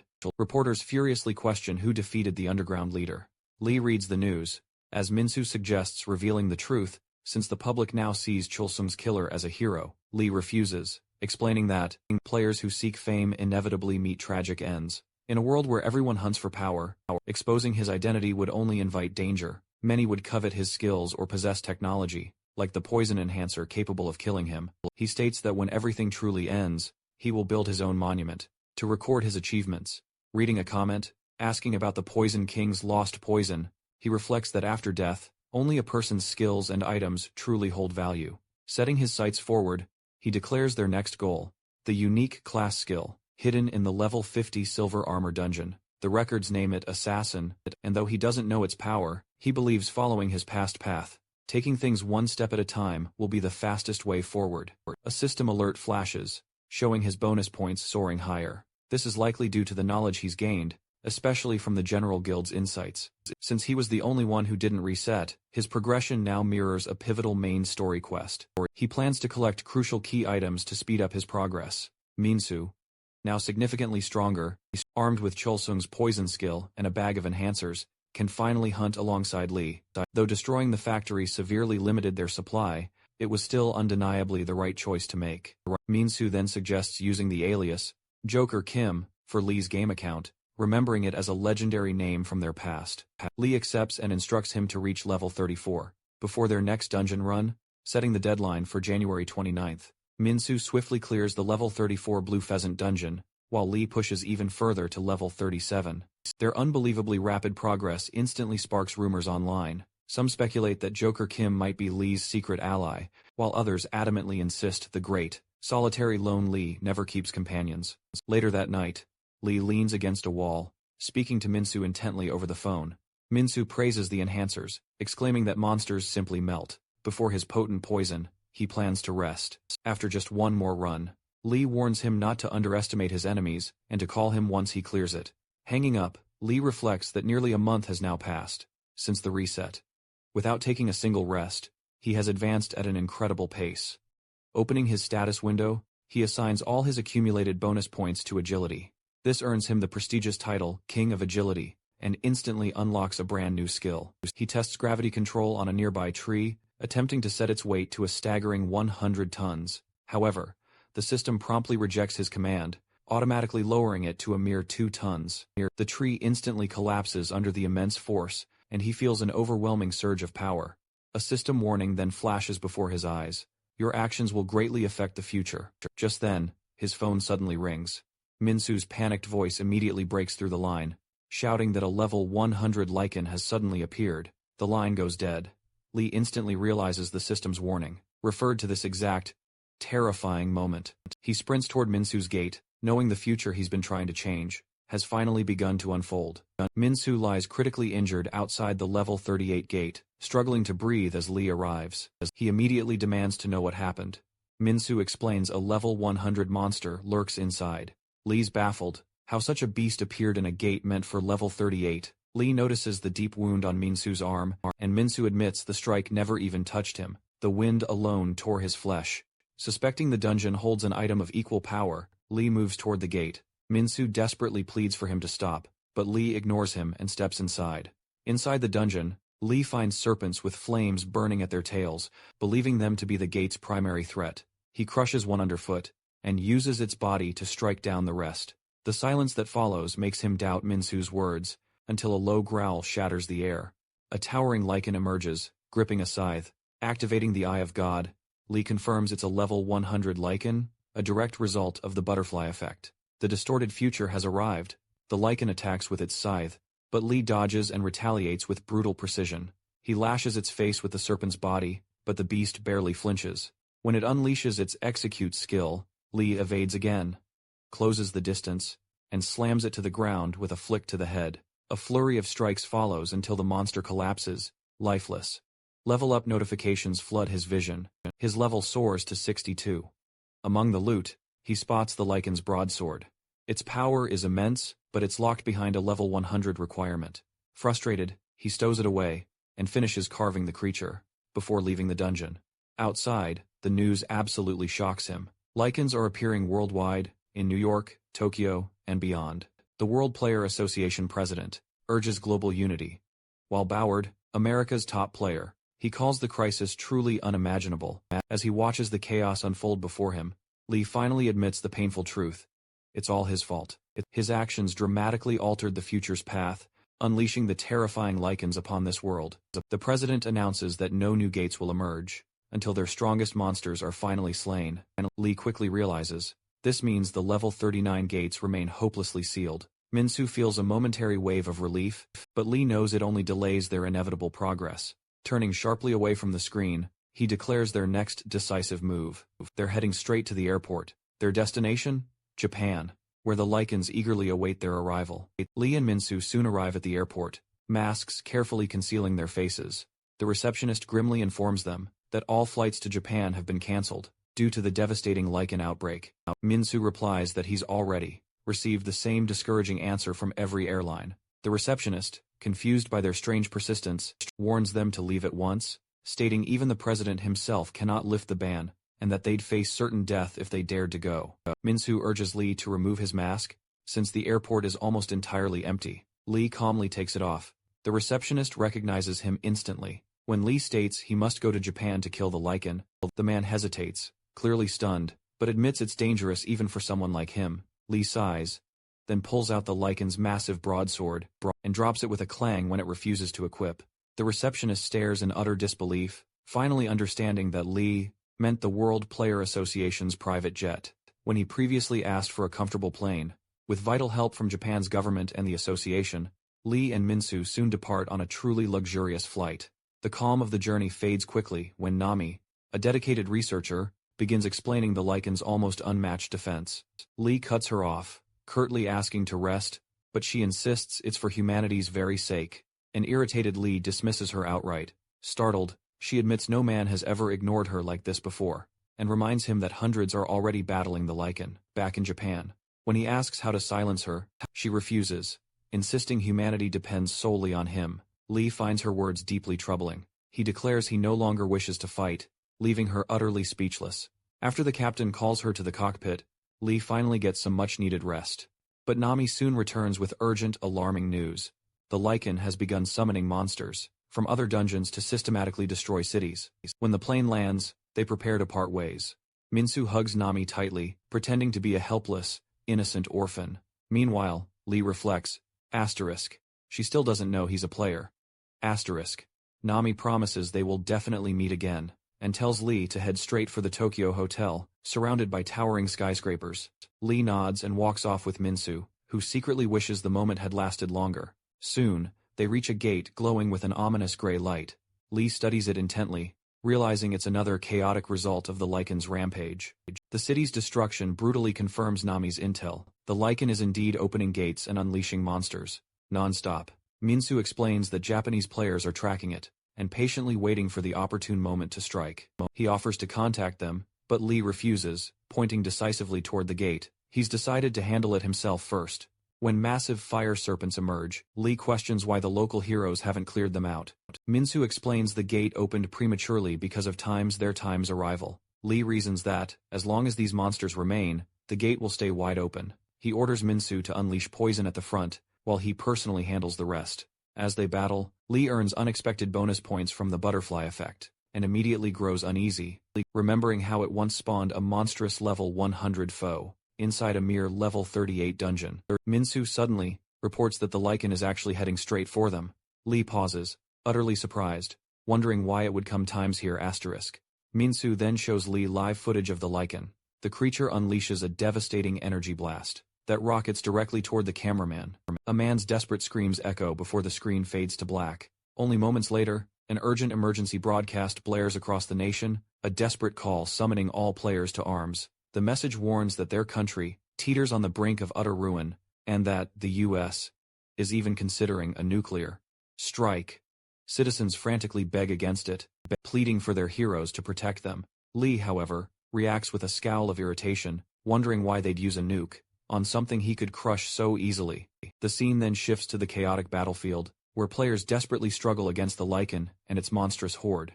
Bullets and magic attacks fly relentlessly, yet the beast effortlessly deflects them all, and retaliates with devastating, deadly slashes. Players shout frantic orders, but their efforts are all for naught. One player mutters, wishing he were level 60, things might be different then. Another player grimly realizes, if the lichen breaks through, the entire country will fall. Back with Lee, Minsu urgently reports the lichen has suddenly changed direction. It's now heading straight for the nuclear power plant, and disaster is less than an hour away. Lee clenches his teeth in fierce resolve, curses the beast, and makes a decisive move. He pours all 1,545 bonus points straight into strength, raising his total to a staggering 5,852. As they rush forward at top speed, he casually asks who once held the highest strength. Minsu recalls Boward from the United States, who had a measly 15 strength at level 658. Lee cuts him off, scoffing that those numbers mean nothing now, since the entire world has drastically changed. They soon reach the devastated battlefield, where exhausted players are barely holding the line against overwhelming odds. Massive explosions rock the very ground beneath them. Lee surveys the absolute chaos, and mutters, "What a complete mess." Minsu points out that the nuclear plant is extremely close, and that nearly every player in Japan has already gathered here. Lee questions if the top Japanese players, the ones who cleared the final dungeon, are even present. Then he scoffs, guessing they must have already run away. Minsu reluctantly admits, Japan's representative vanished immediately after the reset, and Lee dismisses them all as utterly worthless. Suddenly, a player notices them and shouts something, but the language barrier leaves them completely bewildered. Lee jokes, maybe he just asked about lunch, and Minsu can only manage a weak, nervous laugh. The lichen's cruel, mocking laughter echoes chillingly across the battlefield. Lee calls it a clever taunt, and orders Minsu to assist the others, while he handles this monstrous beast himself. Climbing a skyscraper, Lee surveys the chaos of the battle below.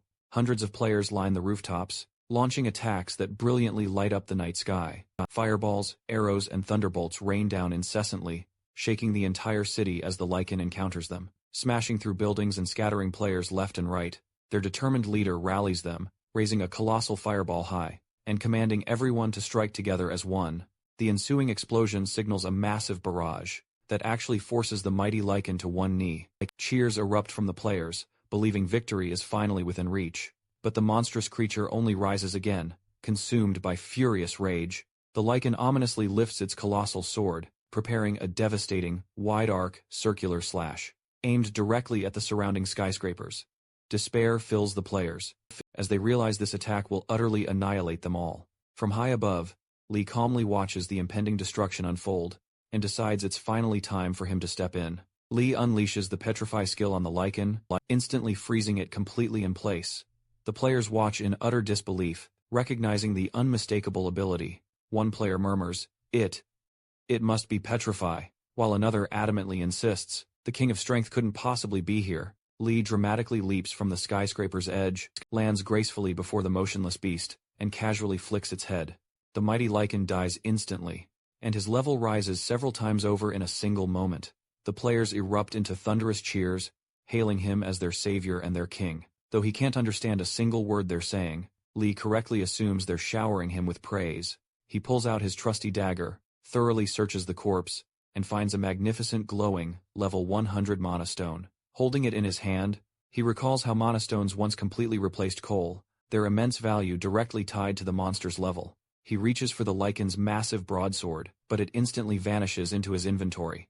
A system message promptly reminds him he cannot equip it until he reaches level 100. Nami, watching from a distance, admits his arrogance wasn't unwarranted. Lee tells her to prep the jet, stating he'll take care of the lichen in the U.S. 2.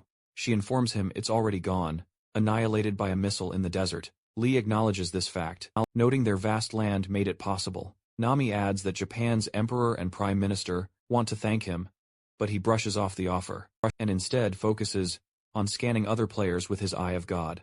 At the airport, a massive crowd gathers to welcome him. Reporters ask if he'll face future monsters. Lee replies that it depends on how the country treats him. He mentions Japan treated him well, recalling how more people watched his battle than the prime minister's speech. After a brief exchange, he vanishes with Minsu using stealth. Dami calls out to him, saying the president of Korea is en route. Lee replies that she should tell the president he's busy and will meet him later. As he leaves, he reflects on the imminent special dungeon. Now at level 71, he remembers in the past. It appeared when his stats hit 4,000. His current total exceeds 15,000, yet the gate hasn't opened. He suspects it requires all bonus points to be used. After applying them to strength, raising it to 8,757, the system confirms a special dungeon's opening. Lee smiles, realizing he was right. The butterfly effect skill had triggered the event. The gate's location remains unknown, and will close within 30 seconds once found. Hearing Nami's continued calls, Lee cancels his stealth and reappears. He asks where the president is, finding him in the VIP room. The president greets him warmly, and thanks him for representing the nation, adding that relations with Japan have improved because of him. Lee responds with respect. The president admits he likely did the same in the past timeline, and apologizes for not expressing his gratitude sooner. Lee quickly assures him it's perfectly fine. The president then reveals his plans to reward him with a title even higher than the esteemed national merit. But Lee declines, stating he has a different request. He briefly considers revealing the secret of the special gates, but decides against it, fearing unwanted interference. Instead, he reports that a golden special gate has just opened. The president is absolutely stunned, demanding confirmation. Lee confirms it's true, warning that a monster, far stronger than the lichen, lurks within. He also adds that this gate closes within 30 seconds of its discovery, meaning it must be found quickly. The president instantly orders immediate action, and promises his full support. Lee acknowledges he's spoken nothing but the truth, though he strategically hides the part about the dungeon's rewards, wanting more than just simple government aid. He finally requests the president keep the matter a complete secret, and avoid making it public knowledge. Back in the control room of the National Crisis Management Office, Lee stands right beside the president. The president then remarks that if Lee's words hold true, then this Golden Gate could become an even greater threat to Korea, as the lichen once was to Japan. Lee replies that, based on his experience, the monster inside will prove to be far stronger. An urgent order is then issued to search the entire country using cameras. Lim, the head of National Crisis Management, raises a pertinent concern. If the gate truly closes within 30 seconds, and a monster even stronger than the lichen appears, why not send other skilled players instead? Lee firmly insists he must be the first one to enter, explaining that this Golden Gate not only harbors a powerful monster, but also grants incredibly rare rewards, known as special skills and items. Lim finds this utterly unbelievable, stating that over 100 players in the control room have regressed, yet not one of them has ever seen such a dungeon. Lee admits this is exactly why he hesitated to speak, but he absolutely refuses to lie. Whether they choose to believe him or not is entirely their choice. Lim spins to face the president, vehemently arguing Lee's request hints at monopolization. Keeping the search a secret would let him claim all rewards himself, making him uncontrollably powerful. A dangerous weapon. The president then asks for suggestions. Lim proposes banning Lee from entering any dungeons, and sending in government players instead. Lee reflects bitterly, thinking that perhaps he shouldn't have killed the lichen so quickly. He pulls out the Lycan's massive broadsword, which clangs to the floor, as he still can't equip it. He remarks that Korea had its own Lycan, maybe leaving it alive would have made them truly realize the harshness of this world, where players fight endlessly for survival and power. Lee points to the fallen sword and directly questions Lim. Monopolization is common, driven by pure instinct and ambition. He asks if this innate desire for strength is truly wrong, but Lim remains completely silent. Lee turns to the president, seeking his judgment. The president agrees that if a dungeon doesn't belong to the government, then they cannot restrict entry. Monopolization is simply part of a player's ability. Lee then asks if that means he can freely enter the special dungeon, since he received no reward for killing the Lycan. In Korea, the president agrees. Lee declares that he will take this special gate as compensation, and claims rights to all future ones. He then furiously demands Lim's dismissal, arguing that as head of crisis management, Lim should have supported strength, not feared it. The president urges calm, but Lee insists, calling Lim's thinking utterly pathetic. While the discussion continues, satellites locate the special gate, and Lim is dismissed. Later, in the car, Lee remarks that people only listen when he goes to extremes. Minsu admits everyone trembled when he spoke. Lee wonders why they never listen the first time. The gate is located in Socho, near the beach. Minsu reminds him to stay cautious, even if he believes nothing can harm him. Lee agrees. As they reach the forest where the gate glows faintly, it's marked as an A-level dungeon, though both find its ranking suspiciously low. Then, a system message suddenly appears, announcing that the player, who created this special gate, is none other than Lee. It warns that others can also obtain special skills, and even surpass him. Knowing every player will see this message, Lee prepares to enter as the 30-second countdown begins. Inside, his vision flashes red. All stats restricted. All skills and items disabled. The shock unsettles him as a red goblin appears, laughing at the foolish human. It's the level 200 dungeon guardian. Lee realizes his Eye of God can't activate. The goblin assures him not to fear, saying it's not his true opponent. This dungeon isn't about fighting monsters, but about something else entirely. It tells him to do his best, curious to see what he can achieve, and reveals that Lee is already famous. In their dimension, Lee stands silent, wondering about this strange fame. Lee asks the Red Goblin if this is entertaining for him. The goblin acts frightened and begs him to stop, but Lee finds the conversation pointless. A system message appears, revealing that this, level 2, special dungeon is not for monster hunting. It instructs him to unlock one attribute. To clear the dungeon, Lee selects Strength, reasoning that since he can't assess the situation, guessing is all he can do. The goblin warns that choosing Strength will make the challenge harder. Lee orders him to stay quiet, grabs him by the neck, and demands to know who the real opponent is. A new notification appears, and Lee is transported into a vast desert, where a tall tower stands. The system instructs him to claim the stat rune at the top. He assumes the rune increases attributes, and regrets sparing the goblin. Inside, a spiral staircase winds upward, and a timer appears. 18 hours until death. Panic grips him at the thought of dying. Without his stats or skills, he begins climbing, but suddenly, arrows burst forth from hidden traps. One narrowly grazes his cheek. Soon after, a massive boulder thunders down the stairs, forcing him into a hasty retreat. Realizing brute strength is futile here, he curses his past choices, but pushes onward. Utterly exhausted, he collapses amidst fallen boulders at the tower's base. Breathing heavily, his body now feels agonizingly human. Climbing further seems utterly impossible. Yet, the timer still mocks him with 16 hours remaining. As he leans against the weathered wall, he observes the tightly stacked stone bricks. A new, destructive idea sparks in his mind. The goal is merely to obtain the rune, not to ascend it.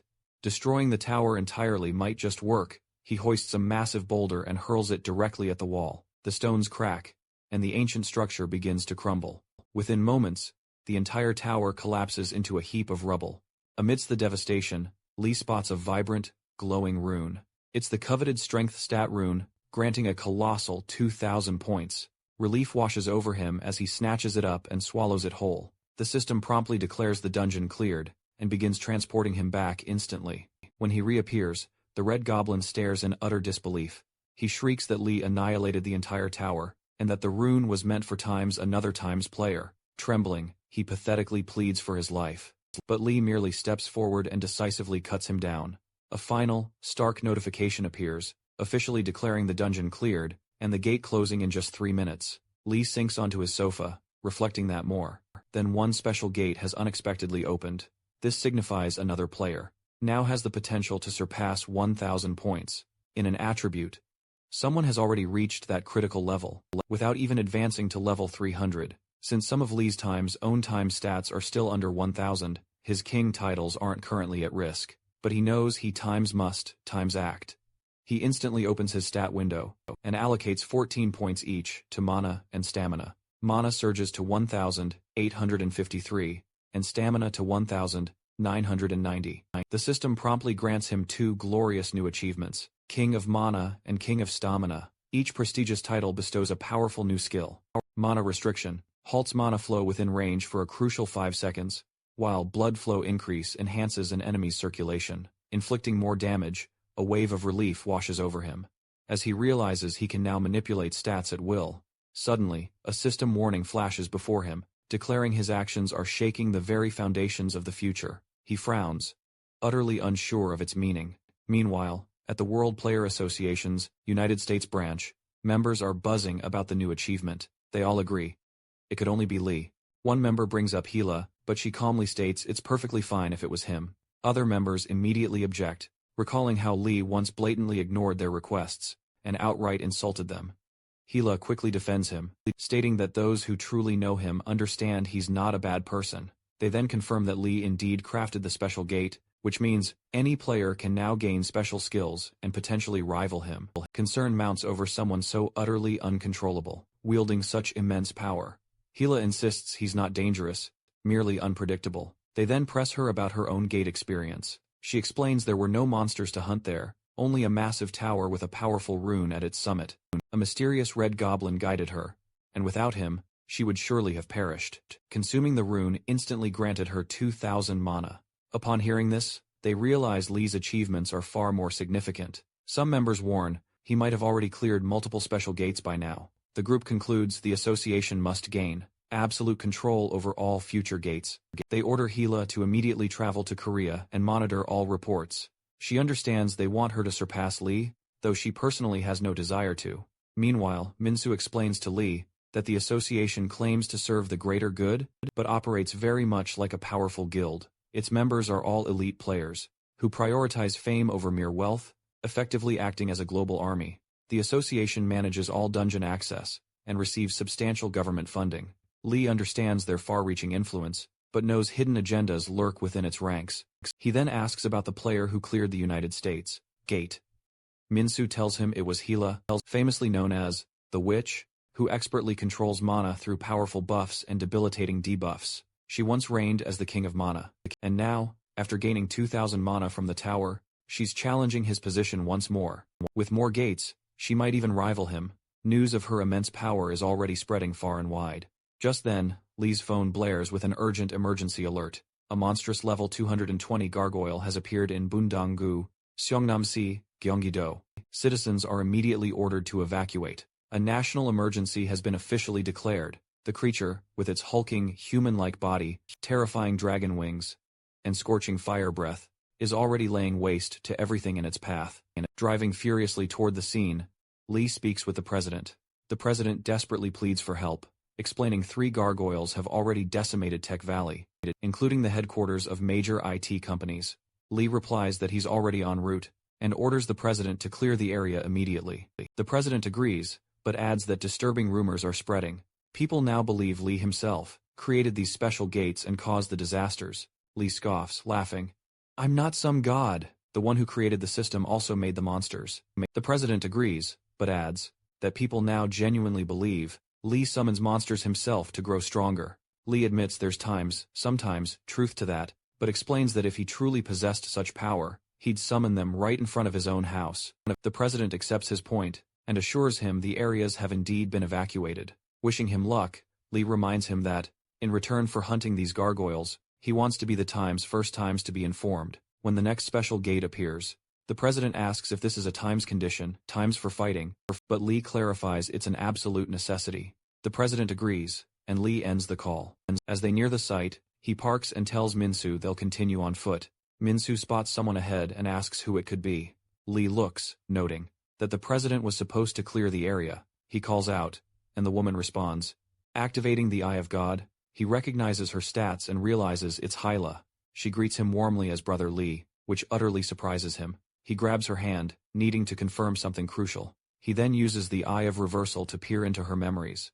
And there, he sees the Red Goblin, helping her back in the special dungeon, urging her to get stronger, to kill him even.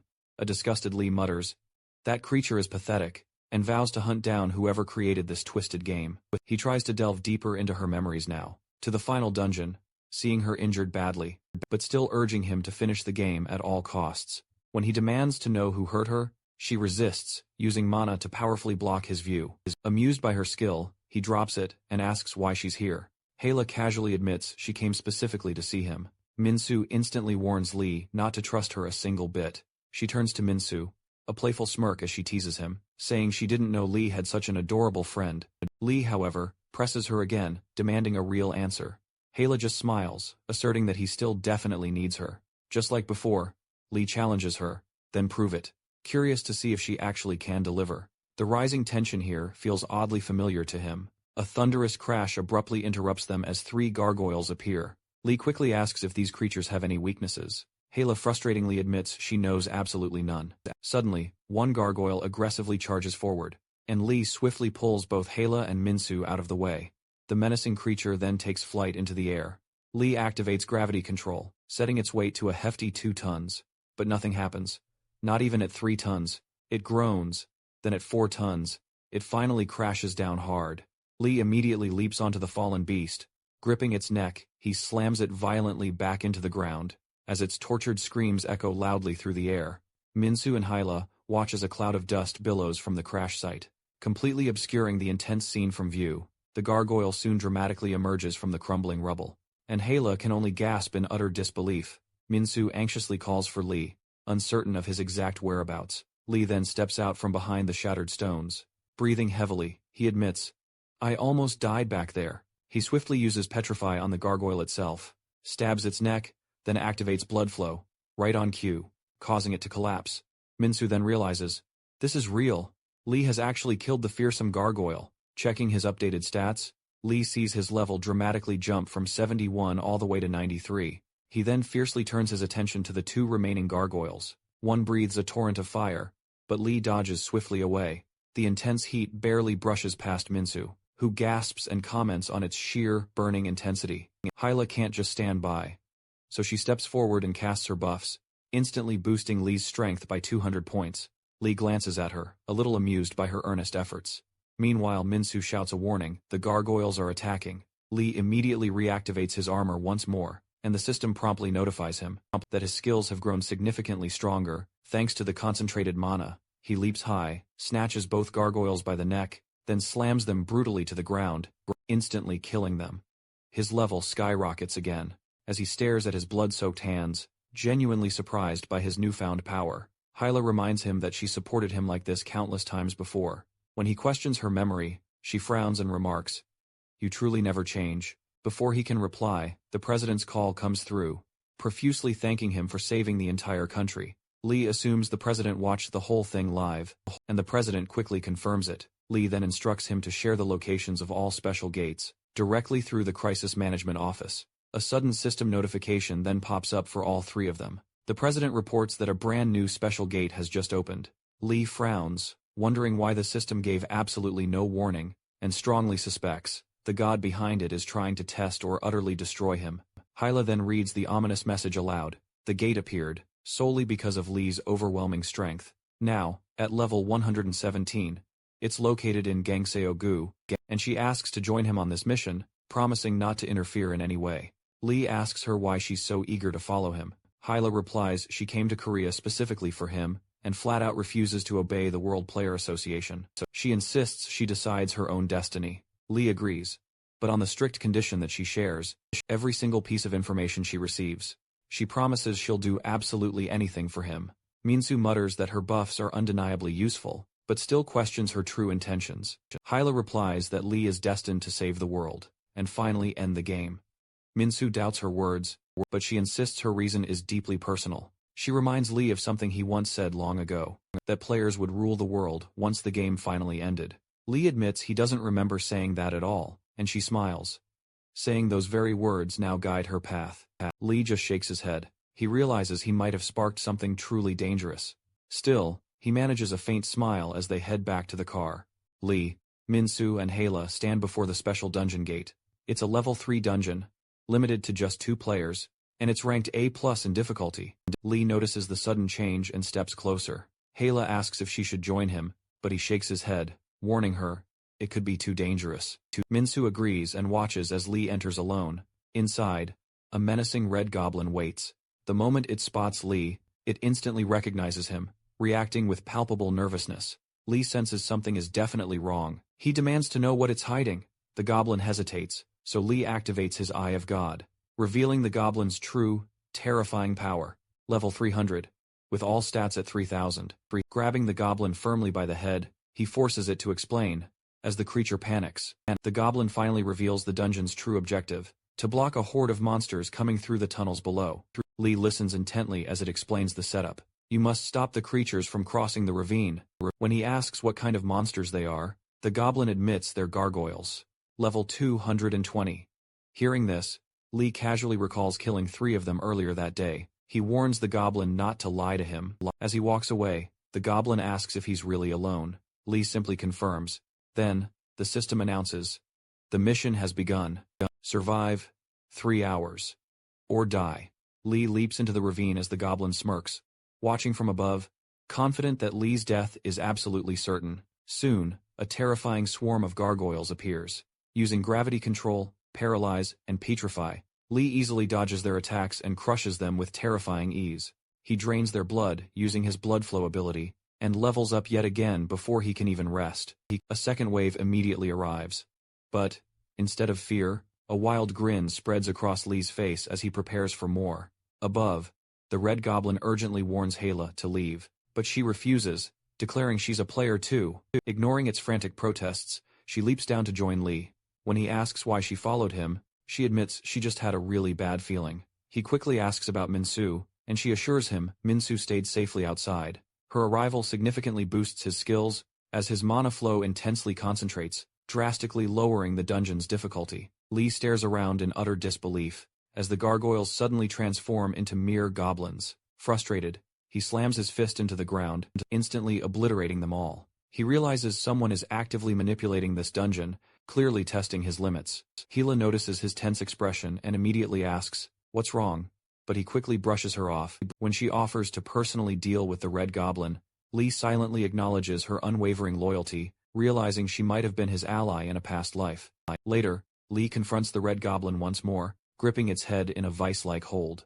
Trembling, it frantically insists it only followed orders. Lee's tone immediately hardens. As he coldly demands to know who gave those orders, his patience finally snapped. Lee listens as the red goblin frantically begs for mercy, promising to reveal the truth if only spared. It explains that their so-called god controls the game channel. Lee questions if it's truly a god, and the goblin vehemently insists it is, claiming it watches everything within the game itself. Lee smirks and defiantly raises his middle finger to the air, knowing the god must definitely be watching. The goblin admits the god interfered because Lee broke the game's balance. Lee frowns, pointing out times made him this way. The goblin pleads complete ignorance, saying it only followed strict orders to drastically raise the dungeon difficulty when Lee first entered. Disappointed, Lee sighs and brutally crushes its skull, ending its miserable life. Hala steps forward and says, "You can meet this god in the final dungeon." Lee looks at her, curious. She explains that this god is the one who created the entire game.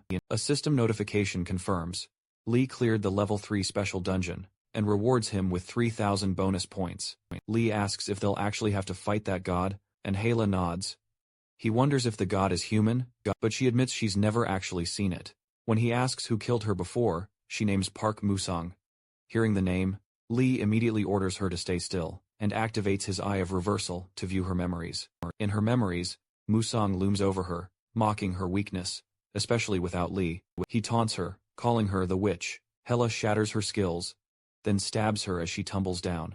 Her dying thought. She must warn Lee. Lee instantly freezes the vision, and demands to know what she wanted to tell him.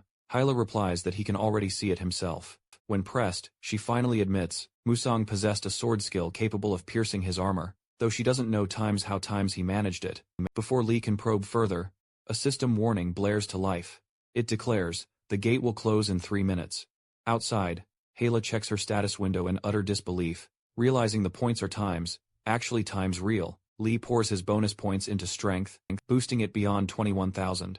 Minsu groans, overcome by dizziness. Hela cautiously suggests their heightened stats might be affecting their physical bodies. Lee decides to test his newfound power. He activates his armor, then times punches the ground, leaving a massive, deep crater.